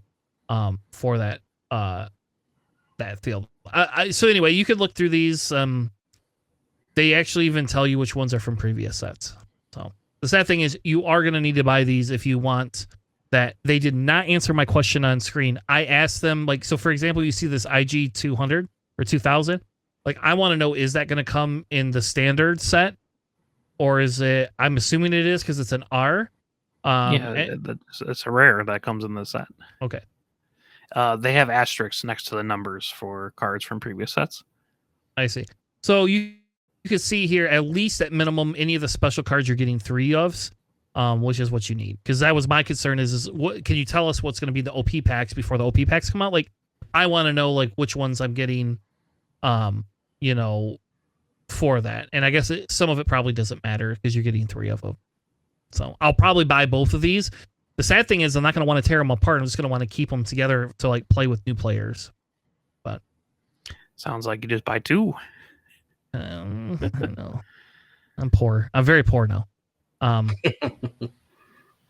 All right. I get to reveal, since JJ revealed Thrawn, I get to reveal ship, the new Chimera. This is a 6-cost Imperial Vehicle Capital ship that is a 5/6 villain blue.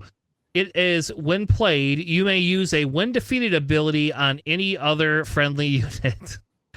And then Thrawn, you have this one says when defeated, create 2 TIE fighter tokens, which I'm a little sad that it's not like a squadron of TIE fighters. Like, give me 5 of them, but that's probably broken. 6 cost, yeah, you get double trigger off Thrawn. But I will say I like this capital ship a lot, actually. I'm very happy you could see the Thrawn underneath you can actually see it underneath the ship itself. You can see his symbol. Which, by the way, I have X-Wing templates if anybody wants to buy them. I have X-Wing templates that are Thrawn templates, so they're really cool. I am very excited for this ship. I guess if you're playing Thrawn, I feel like this is just an auto include in it. I like that it's a 6 cost, so it's like one of the cheaper capital ships. So you could even play this with like Piet. Like you could play a blue-green Piet deck, and this now comes out at 5. So like this comes out and its stat line is a fire spray stat line that can come out at 5 with Piat.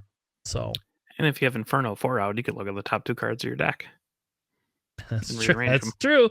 That's very true. It's another friendly unit, right? So like, but it doesn't even have to be like space. But what's in there? Like the Magna Guard droids, right? No, that wouldn't work. Never mind. That's when something else is destroyed. That would have been funny. Give it Sentinel. But I'll take the next one. It's Director Krennic. He's a 2 cost blue villainy. He's a 2/2 Imperial official. He's shielded, and the first unit you play each round that has a when defeated ability cost 1 less. Like the Chimera. Which is hilarious, by the way. This is hilarious because Krennic and Thrawn are enemies. So he's supporting Thrawn, which is insanely crazy. Hilarious. Like, why, FFG, are you not talking about the lore of Star Wars on your streams? You missed it. This is a perfect opportunity to talk about this. This is great lore right here. Sorry. I know you don't know. When do they interact? He's not in Rogue One. In the books. In the books. Oh, okay. In the Thrawn books, which are really good. You can listen to the audiobooks. They're very good. I'm telling you, the Thrawn books are hands down some of the best Star Wars material we've ever got. Period. Yeah. Agreed. Like, we could be a show for Disney right now. Disney, I will get me some Thrawn gear. Give me a Thrawn outfit. I'll effing wear that shit up on stream. I have dyed my skin blue before. I can do it again. All right, you should. Yeah, but you gotta shave your beard though, man. You're gonna have to be beardless. It'll be weird. See, I use food coloring, so I just turn my beard blue too. Oh. All right. Anyway, I think this character is very silly. Like, it's a 2/2, but I think it'll see play in a Thrawn deck, I guess. Yeah. I mean, obviously, it works really well for that kind of stuff. Yeah. Shockingly, not good in a Krennic deck. No, despite being Krennic. No, do damage to it, it just dies, and it's shielded, so it can't take the damage right away. Yeah. Apparently, he's not standing amongst his crowning achievement. Right. Oh my god, he's on the verge of greatness. JJ, go over the next card. I think that's Krennic shuttle, right? Yeah, that's the Krennic shuttle. So this is the shuttle ST-149, which is interesting. That has a designation ST on it. Anyway, it comes with 3 attack, 4 health. It's an Imperial vehicle and transport, and comes shielded. And it says, when played or when defeated, you may take control of a token upgrade on a unit and attach it to a different eligible unit. Really good way to harass Rey with her upgrade, her experience tokens, or any shield tokens from another unit, and just bring it over to your own side. Or itself, really nice way JJ. to do it and get it double shielded. Or you can take the shield that you just put on it and put it somewhere else. Yeah, exactly. Yeah, which is really nice. Like Krennic. So yeah, definitely something that will be very, very handy in a Thrawn deck. Yeah, even by itself, it's still really, really good. I would absolutely love to see this played along with the leader that we just saw, Durant. Although I think it's out of aspect for it, but just being able to put a shield on. Oh, it's not out of aspect. Yeah, That's awesome. it's just straight villainy. This would definitely help out with the Saboteur bit, right? You're able to go in, take out an enemy shield and deal damage to it, and you take no damage back, right? If you give it that Saboteur on there, just a really great vessel for that to go into that deck there, and yeah, do some great work. Is there an X-wing upgrade that does something similar to that? Not that I know of, no. Okay. Because that would be hilarious. I've been going back and going through X-wing upgrades to see how they relate to these factors. Yeah, right. Okay, up next. Hold on. I'm not done. Okay, I'm sorry. Okay. I'm very excited. I'm actually really excited about this card. Like, just so you like you know what this can do. As long as you have another ground unit out, you know what happens. They go ahead and play your effing Dark Sabers. This is like a 4-cost token upgrade. It doesn't steal those. Oh, yeah. Damn it. Experience. All right, never mind. I'm less excited. That's why I'm just like, what is more to talk about? The fact that it's like a transport, so it gets the +1. Like, no. All right, let's move on. Keep going. Nope, can't just cycle a dark saber through your unit. All right. Anyway, there is a card that does that though. Yeah, but not a Dark Saber because it's a 4-cost. Yeah, no, you can use Survivor's Gauntlet. All right, but you know, yes. Anyways, next ship, actually, go for it. All right, it's a landing shuttle. It's an Imperial vehicle transport. It's a 2/4/3 neutral blue. When defeated, you may draw a card. It's okay. It's cool. I think it'll be decent and I don't know. Maybe a Thrawn deck. Maybe draw 2 off of it. Yeah, you get 2 cards out of it. You know, I think it's kind of okay in a Pelp deck to be able to. You could kind of do the same thing because you can Pelp it and draw 2 and draw 2, and it's a space unit, so you can use it in space to like go after things. I mean, if you're running the Colossus base and you need to card draw, I mean, there you go. It's actually also not like terrible in like Ray. I'm not sure if you'd run it in Ray, but like you can buff it to like a 3/5 if you're doing some sort of weird chaos draft kind of thing. Yeah. So I think it's like I said, I think it's like an okay thing. I don't think it's like my favorite card, but I think it's a decent it's a card for what it is. So I like the card and I like the ship in X-Wing. Speaking of just random ships from X-Wing, up next we have the Onyx Squadron Brute, like the TIE Heavy. Yep. It is a 2-cost blue villainy. It's a 2/3 Imperial vehicle and fighter. When defeated, heal 2 damage from a base, which I think is just good in general, right? It's a 2/3 for 2 in space that heals you when it kills something or dies. You know, you can Palp it, you can Thrawn and heal more. Who knows? Yeah, yep. It's native heal, baby. It's a top target without having to do a bounty. Yeah, I think it's pretty cool. I like it. Yeah, I think it's silly that it's a 2/3 2-cost though, right? Like we can admit that a TIE Heavy would not be this small ship. Like let's just admit that. I think they mixed up and didn't understand what a TIE Heavy was. I'm also hoping to pilot Han Solo in one of these. This is an FYI. That is a goal of mine. Was that a thing from the movie that I didn't watch? So I don't know actually if it was a thing from a movie or not. I said the movie. Is it JJ? It's the the TIE Brute? Yeah, he's it's the Han Solo movie. Okay, it is in the movie. Okay. Yeah, it's when they're doing the Kessel Run. Yeah. Yes.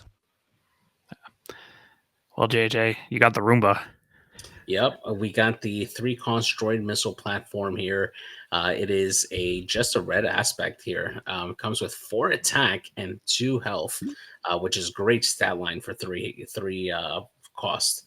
And it reads, when defeated, deal 3 indirect damage to a player. I mean, this is I mean, if you're planning to do a Thrawn red, and I feel like we're just going straight back to Thrawn Revolt. Well, a lot of these were revealed with Thrawn, right? That's why Yeah. they had the when defeated.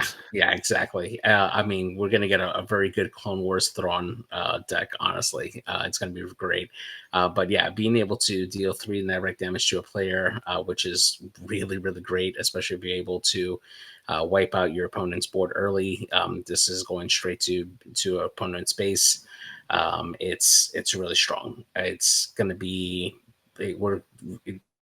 you almost automatically just want to put 3 ofs in this in your deck. Like, why not, right? It's really good. It's the multi-missile. It's the multi-missile pods, is what it is, baby. It is worth noting that it is a droid, so you can give it Sentinel with Grievous. Yep. And Which it's is kinda cute. separatist. And a transport. Yep. And with the Devastator, the Red Devastator they revealed, you can just assign that 3 indirect damage yourself. Yep. Or if you have Thrawn, it's 6. Straight to the base, probably. We'll see. So it's pretty cool. It's fun to get HMB over here. Yep. All right, let's go. What's next, Alex? I think you're up. Yeah, we got my boy Boshek. haven't heard that name in a while, but he was wild in X-Wing. It was really fun. It just lets you, like, when you bump into people, you just change their dials. It's crazy. Yeah, that sounds broken. It was first edition, so it was. Okay. But no one played him because he wasn't broken enough. Anyway, so you get Boshek, the guy that they should have gotten instead of Han Solo, the one they originally went for. He is a 3/4 for 3, just neutral yellow. He is a fringe pilot, so he does have piloting. He pilots for 2, and when played as an upgrade, you discard 2 cards from your deck and return each of those cards with an odd cost to your hand, which works really well for Han Solo. And as an upgrade, he gives +1/+2. So, I mean, when you're building a Han Solo odd deck, you just draw 2.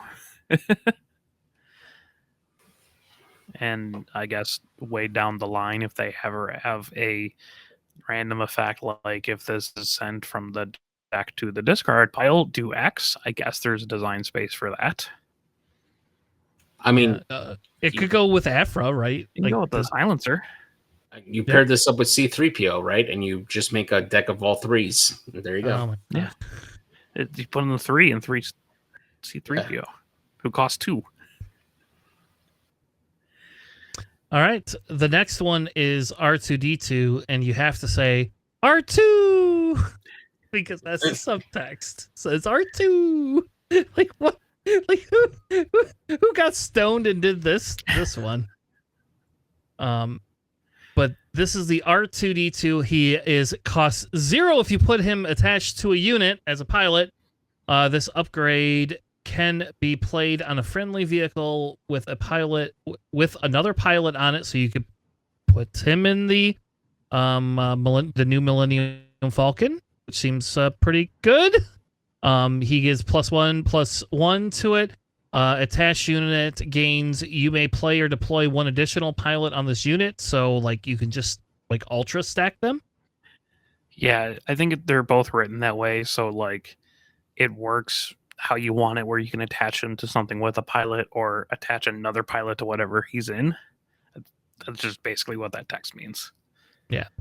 So I think it's neat. I like seeing it. It's cool. We have an R2-D2 pilot. It would be cooler if he got his specific ship back. Give me a R2-D2 and a Y-wing. So I think that was only for X-Wing. I know it's only for X-Wing, but it's still hilarious. So I just want like the episode 1 3PO, without all his armor, where he says they'll never get me on a ship, and then put him as a pilot. C-3PO. Yeah. Well, JJ, you got the really cool one. Yeah, I gotta say I love the art for this, and I gotta give props to FFG. They've been improving the art for all these cards with every new wave, and this is just a hell of a artwork that they put on for this TIE Bomber here. So it's a 2-cost TIE Bomber with 0 attack and 4 health. It reads Imperial Vehicle and Fighter, and it reads on attack deal 3 indirect damage to the defending player. I mean, it's pretty decent. Kind of feels like the dark side version of the Gray Squadron Y-wing that the light side has. Can be buffed if you really want to, but I mean, to be honest, it kind of feels like they should have at least had one attack for this, and maybe 2 indirect damage, because the TIE bombers do have, ordnance and lasers that they can shoot show out up the and front. drop a bomb. And then Yeah, leave. yeah. They're not I mean, attacking they really went directly. for the bombing thing, right? But yeah, pretty decent card to have early on. I mean, for an early play for 2 costs and you're dealing 3 indirect damage, pretty good for what it can do. Seems very interesting in something like a GI deck. Yep. Right, where it's just like attack, deal 3 indirect damage, ready them up, do 3 more indirect damage. Mm-hmm. Seems pretty nasty. Oh yeah. And also, I mean, just put pilots in there or whatever. Like they did that on the stream. They throw like IG-88 or whatever in there, and you're just like, oh, now it's actually hurting me more. That's bad. But speaking of IG-88, look at that accidental transition. So IG-88, he got a unit this time. He's a 4/5, which is directly opposite of his leader. That's a 5/4. But he's a 4/5 for 5, a red villainy. He's also pilots, but his normal thing is when an enemy unit is damaged, this unit gets +3/+0. So if there's any enemy unit that's damaged, you drop him out. He's a 7/5 for 5, which is terrifying, and you can also ECL him out. But he's also a pilot, so piloting only costs 2 red and villainy, and the attached unit gains while an enemy unit is damaged. This unit gets +3/+0, and it gives the piloting upgrade of +0/+3. So if something's damaged, he's a +3/+3 upgrade. When they're not, you got 3 extra health. It's probably why you put him in a bomber, right? So you at least do something, and that really forces the damage on base. But he seems pretty nasty. He's kind of cool. I like it. He's like the one you don't want to deal with, right? Like I don't know. Like you have to get rid of him when he comes out. I know it might break the game, but I wish like IG-88 had like 2 units, so you can run 2 of them. Because he's like split himself into 4 different versions of himself. But he is a bounty hunter as well and a droid, so you can like give him Sentinel Grievous or like do some bounty hunter shenanigans. Yeah, so I think he's really good. He seems pretty cool. I've always liked IG-88, so that comes from like X-Wing. I'll tell you what if we got other IG-88s in different colors? That would be really cool. Yeah, that'd be really cool. An IG-88 for each color. Honestly, like I would love to see this in a Palp red deck, right? Because you're constantly pinging your opponents, right? So you're always going to have an enemy unit that's damaged on your opponent's side, and this becomes a really powerful tool to add on to, several different versions of ships that are going to be available for Palp to deploy. So, yeah, it's definitely going to be a unit that we're going to see very often, I would say. Yeah, if only he was in a color that has a lot of out of hand direct damage to units. Yeah, right. All right, the next one is Dagger Squadron Pilot. The artwork is insanely awful. It is a 1-cost yellow hero, 2/1 as a standalone, or a +2/+1 if you put him as a pilot upgrade. You may play this as a pilot for the cost of 1. So it's basically you can play him on the ground, play him in the air, wherever floats your boat.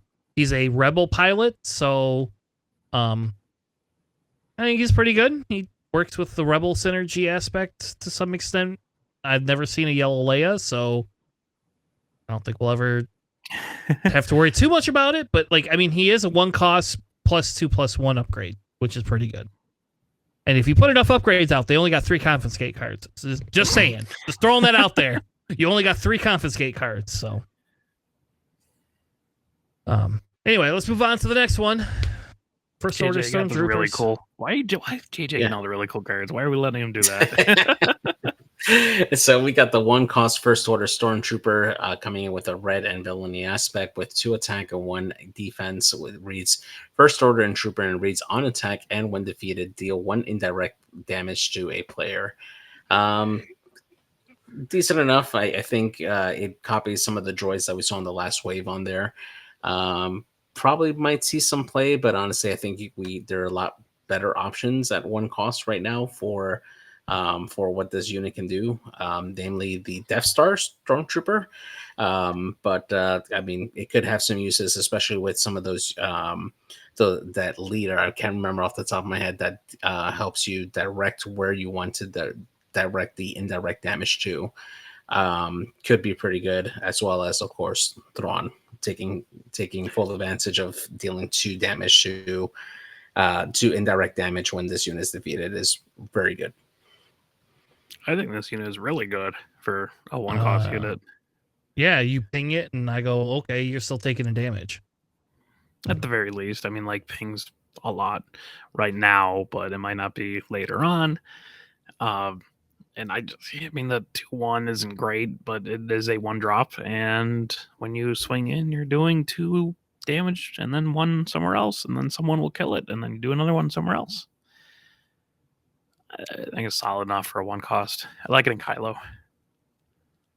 I like that card a lot, actually, too. And my belief is if we got Holdo with something to do with resistance, we're going to get a first order one, too. That's my theory, is there'll be a first order leader. Hux. Well, we didn't predict it, but Hux would be a good first. That would be a good first order leader. Yep. We could also see another Krennic, possibly. Snoke. We could. We had a Snoke in Destiny. We could have. I mean, Snoke. it wasn't like that giant ship his. Yeah. I hope we don't get a Snoke. Maybe we'll get a Snoke. All right, Alex. Well, up next we have the Mandalorian. He's not blue this time. He is a 5 cost double yellow. He is a 5/6 1 unit and a +3/+1 when a pilot. When he's played as a unit, you can exhaust up to 2 ground units. Straight up, that's just what his ability does. Mm-hmm. And then you can also have him as a pilot for 2 and just 1 yellow aspect. So it's kind of like Hotshot Blaster, where just like, well, it'll cost 1, kind of thing. And when played as an upgrade, and exhaust an enemy unit in this arena. He's also a bounty hunter. Yeah, and a Mandalorian, obviously, but he seems pretty good. I mean, hey Han Yellow, did you want something else to play? Like, yeah. Here you If go. you want to exhaust more things. Yeah, like, oh my god. +3/+1 stat line is pretty good for a piloting 2. Yeah. I think. Yes. That's insane. You can put him on the Millennium Falcon if you want. It's now a 6/5. Oh my god. And you can play it in just straight yellow. You don't even have to play the stupid thing. He's not even a hero. You just play him in any color. So right. So it's a really cool design space. Like, you don't really want to pay 7 for a 5/6 that exhausts 2 when played. But you'd probably put him in, the piloting aspect for it. So it's really cool. Like, if you don't have like vehicles, like, and you're not running a mono yellow, it's kind of rough. So I like that kind of like deck decision building stuff. I am super high on this card personally. I think this is one of the best cards that they designed so far. Like this set, like this is just really, really good value for its cost. The next one is Leia Organa. What you gonna do about it? That's what she's saying. She is. I really like she caught a fish that big. Yeah.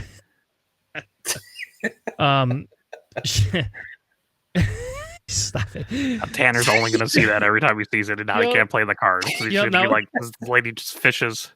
And Leia, they don't even have fish. Doesn't even have a planet anymore. Fish things. Yeah, but you don't fish for them. You don't want to fish them. I don't know this. It's probably somewhere in the EU. All right. So she's a 3 cost green hero.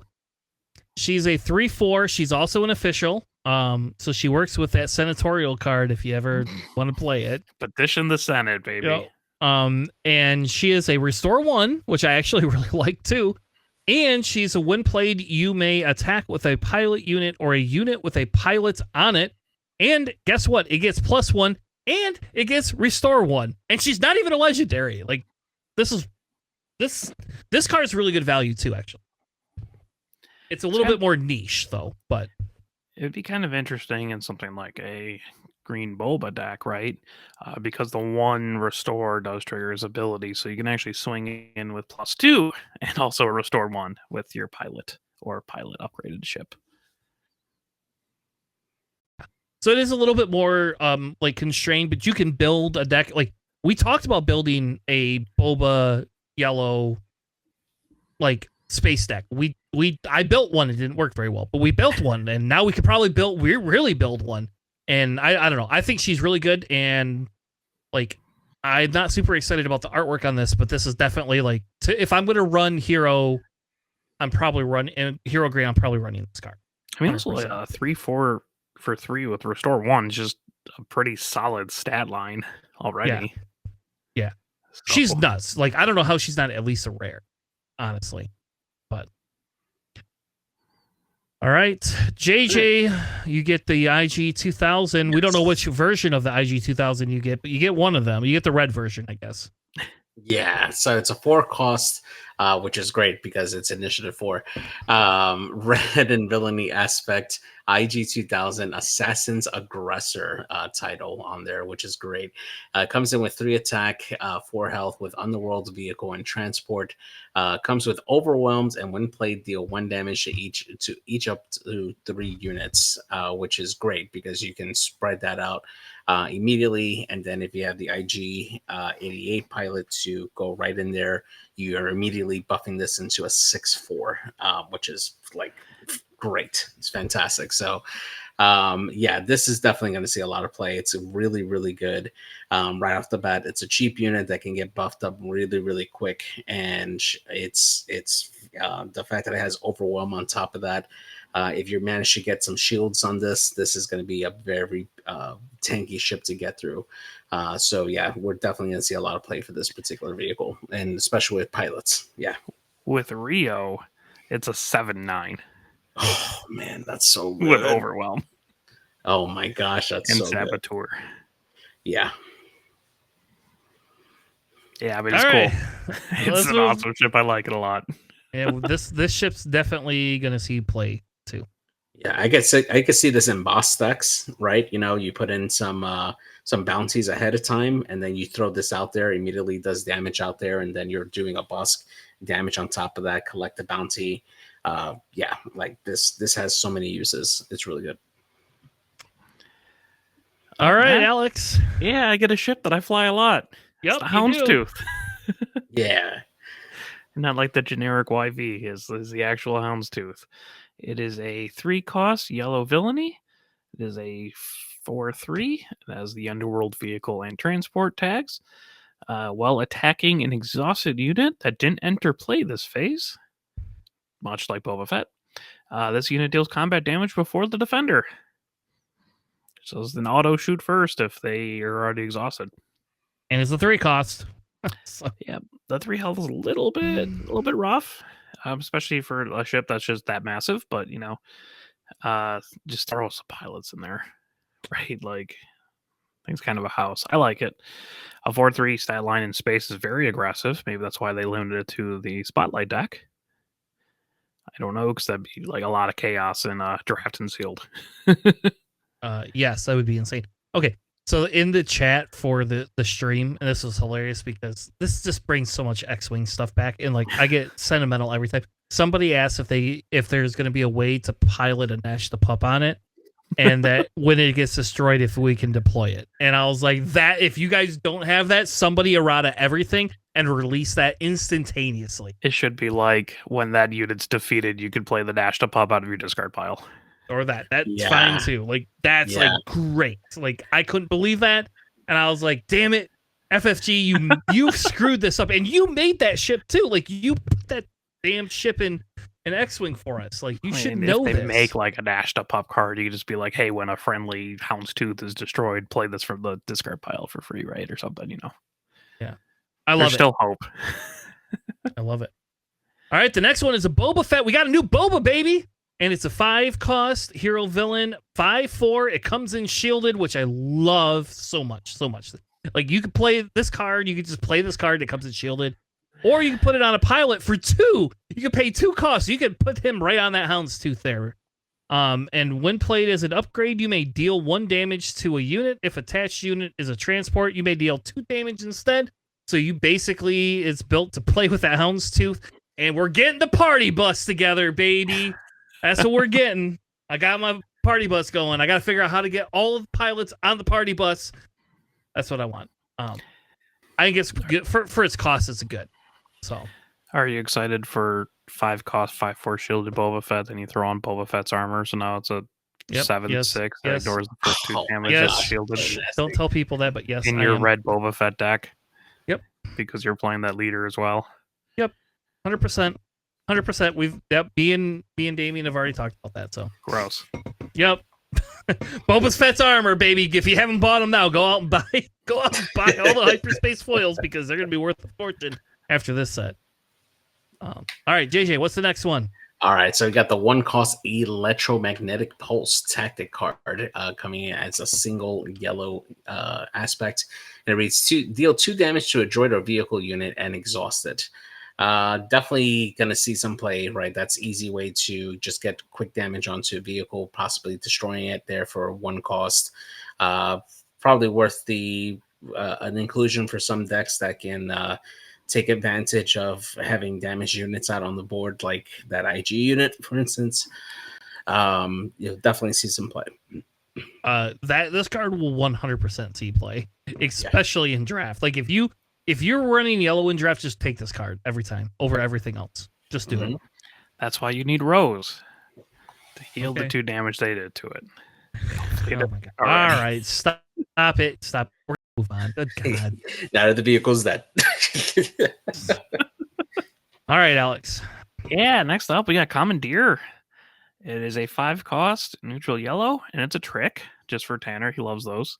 Yep. And you take control of a non-leader vehicle unit that costs 6 or less without a pilot on it. If you do, ready it, and at the start of the next regroup phase, you return it to their hand. So, I mean, it's literally commandeering a vehicle. It's some Twi'lek. That's not Hera, no. But yeah, you're literally commandeering a vehicle. Hera never once ever jumped on the back of a vehicle. JJ. Have you never watched Rebels? You're fired.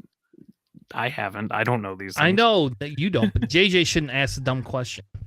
But yeah, it's interesting. Just stealing one of their ships and then bouncing it back to their hand is very strong. It sucks that it's keep in yellow where all of it is exhaust and bounce and stealing. Yeah, but I think that's really good. And at the beginning of the next regroup phase, right? So you get to use this vehicle, and if you're Pelp, this is like a cheaper change of heart, except for it is only for a vehicle. But oh no, you want to play your Fett's fire spray early? I'll just take that. Thank you. Yep. I love this card. This card is like totes my goats, man. Really solid sideboard card if people are going really vehicle heavy. It's great fodder for Jabba, baby. Like. Yep. Jabba loves this card. The next one is the Shuttle Tadirium. JJ, I don't remember the Tadirium. Is that like a specific shuttle for? It's the one Han stole. Yes, that is the one that they took eventually to Endor in Return of the Jedi. Okay. That Wedge originally stole. Yeah. I tried. Thought it was Han. So. Yeah, it's a 3-cost yellow hero, 2/4 rebel vehicle transport. So it's another rebel again. On attack, discard a card from your deck. If it has an odd cost, you may give an experience token to another unit. I think that's pretty good. It won't work with Aphra, unfortunately, but I mean, well, I guess you know what it won't work with Aphra. You're not going to pay for that, but it's whatever. It's a 2/4. It works very well in Han. That's what it's built for. So. I like the fly casual tag for it too. So, Yeah, that's great. all right, what's the next one, JJ? So we got the 3-cost Red Squadron X-Wing in blue aspect of all things, coming in with 3 attack. Red. I know, right? Missed the ball there. So comes in with 3 attack, 4 health, raids Rebel vehicle and fighter. And when played, you may deal 2 damage to this unit, and if you do, you draw a card. Definitely something that's going to be add-in for every Rose deck, just so you have something to heal right off the bat, and draw a card on top of that, which is really good. So Rose deck with on the 35 health base. I mean, yeah, easy peasy. I mean, it seems fine. Like if they don't have a lot of space, you don't do it. If they have a ton of space and like you don't particularly need the Red Squadron, you know, draw a card. It's okay. Yeah, it seems totally serviceable. Average. All right, what's the next one? Somebody's dropping the hammer. I don't know who it is. So, we got Paige Tico, Rose's sister, that showed up for like 2 minutes. She is a 2-cost blue hero. She is a 3/2, but she is also a pilot. She pilots for 2 as well. The attached unit gets on attack, give an experience token to this unit, then deal 1 damage to it. And as a upgrade, she gets +2/+2. I don't know. Like it's I guess it's cool that you get experience tokens or whatever. But it's anti-synergistic with like the Rose unit that wants them to have shields. It is, but it does work with the Rose. It works with the Rose. This specifically works with the Rose leader, right? Because you do the damage and then you heal the stupid damage and blah blah blah. It seems okay. It's fine. I mean, a 3/2 for 2 is like okay, anyways, right? So at worst, you know, but she has a resistance, so Yeah. I mean, you can holdo, and that gets kind of beefy, right? You get a +2/+2 and then another experience. Yeah, you're essentially giving it 3 extra attack every turn, and it could just cascade. So, yep, yeah. Next one is Captain Tarkin. He is a 3-cost singular Uno red. He is officially a Republic official. He's a 2/5, so he's got a big butt. Each friendly vehicle unit gets +1/+0 and gains overwhelm. I don't know. Like, that seems pretty good for what it is. Like, do you want to kill him?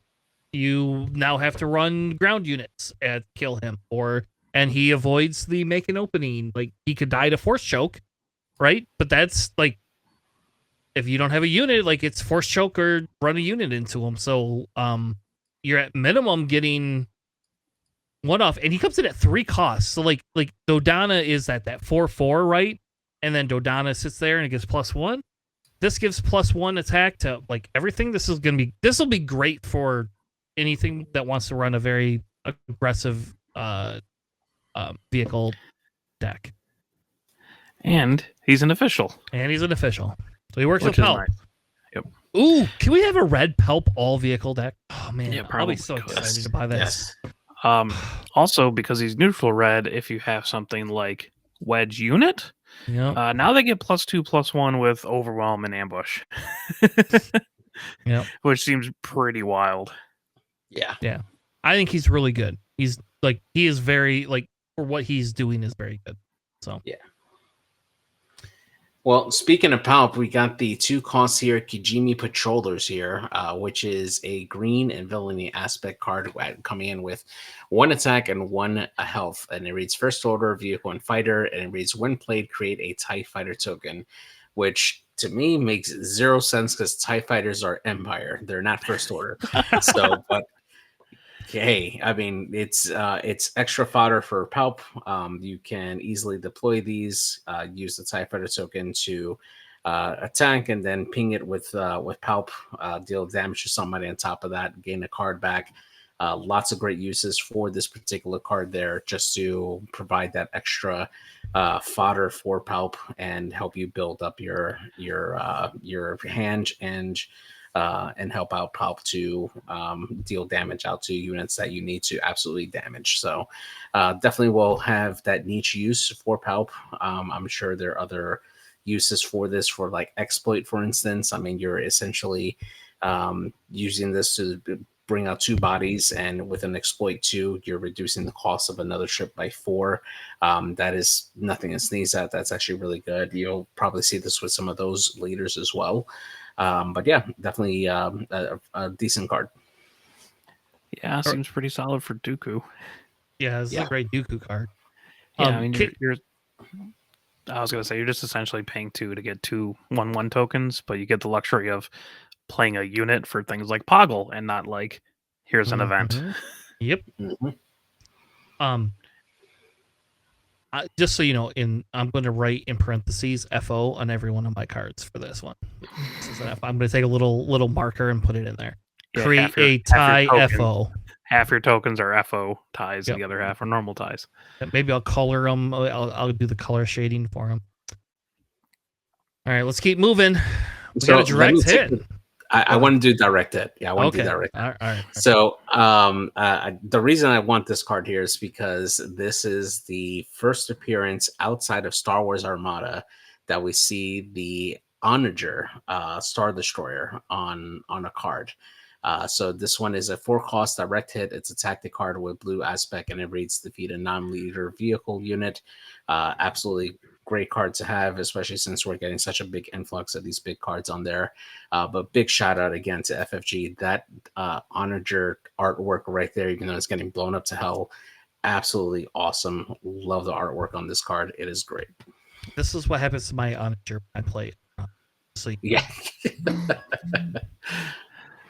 Well, since JJ got to pick one, I'm going to pick one. It's the Kolia Grand Turn. Just like an X-Wing, it's the K turn. It is a 3-crossed red tactic, and is ready a fighter or transport unit with 6 or less power, which is, I think, really good. And it's crazy to me that we have a literal K turn in SWU. Yeah, I know, right? If only it was, if you're defenders, play it for free. Yeah, okay, so this maybe the defender will say that. Maybe no. This is a pretty crazy card, though, right? Yeah, there's actually a fair amount of like fighters that are really good. It's like I was playing in a sealed draft league, right? And I got the card Bold Resistance, and I was playing it, and I looked down, and like all my spaceships were fighters, and I'm like, oh, that's interesting. Like Obi-Wan's Aether Sprite is a fighter. Those new Red Squadron Y-Wings, those are fighters. I guess like TIE Bombers are fighters too, but like you kind of want to maximize going up to 6 power, right? So there's actually like the Xanadu Blood is a fighter as well, right? So you can like double exhaust someone's resources, right? If you have the underground stuff. Just a bunch of really cool cards you could do with fighters. Yeah. I like it. I think this card is bonkers. I actually think Direct Hit is pretty bonkers too. It's like a 4-cost Fell the Dragon without restrictions, except for vehicle. Yeah, but like non-leader, right? So if they deploy their leader into the vehicle, it's the one that you want to destroy, but now you can't. Fair enough, but I mean, I don't know. You put a damn Boba Fett on one of those things. Well, yeah, but there's a whole bunch of other pilots, right? So it is definitely another really good card. I wish it wasn't in blue, so you can give a little bit of control to other colors instead of just like, cool, I have like 2 fells, I got 2 direct hits, 2 takedowns, and like rivals in the sideboard, right? What am I supposed to do now? Yeah. The last one we're going to cover is the Rampart. Enjoy the Exit. I don't know. Where the heck is the Rampart from, JJ? It's from the one-shot comic. Tobias Beckett had stolen it from Enfys Nest. Okay.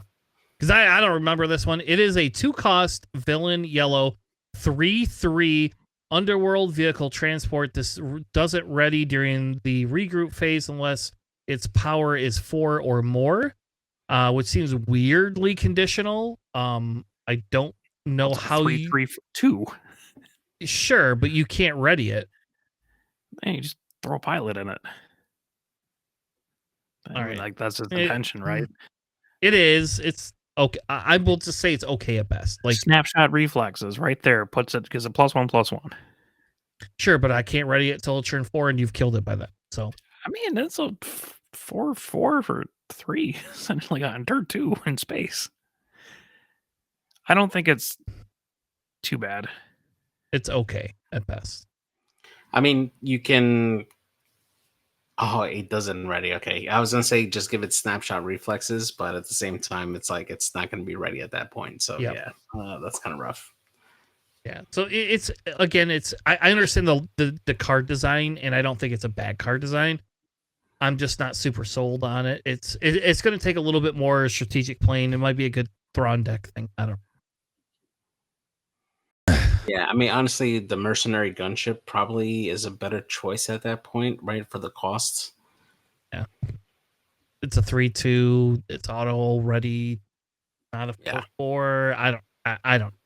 I think it's okay. Throwing something on it makes it very conditional, but you have to have that, throw it on there, and it means somebody can't kill it. I mean, you can still do things like Grand Inquisitor ready it, right? It just says it doesn't ready during the regroup phase. Like, there's other ways of readying stuff. Sure. So, like, that's another option. And that's fine. I guess I'd have to sit down and go through all the cards for it to see like what it could do. Like personally, I'm not sold on it. It is an underworld vehicle. It is nice. Like you could play it if you don't get something that you can upgrade it with. You can just McClunky the damn thing. There is that piece of it, and do that. Yeah. Oh, can we get a Greedo pilot to put on this, and then McClunky that with Greedo pilot? That'd be cool.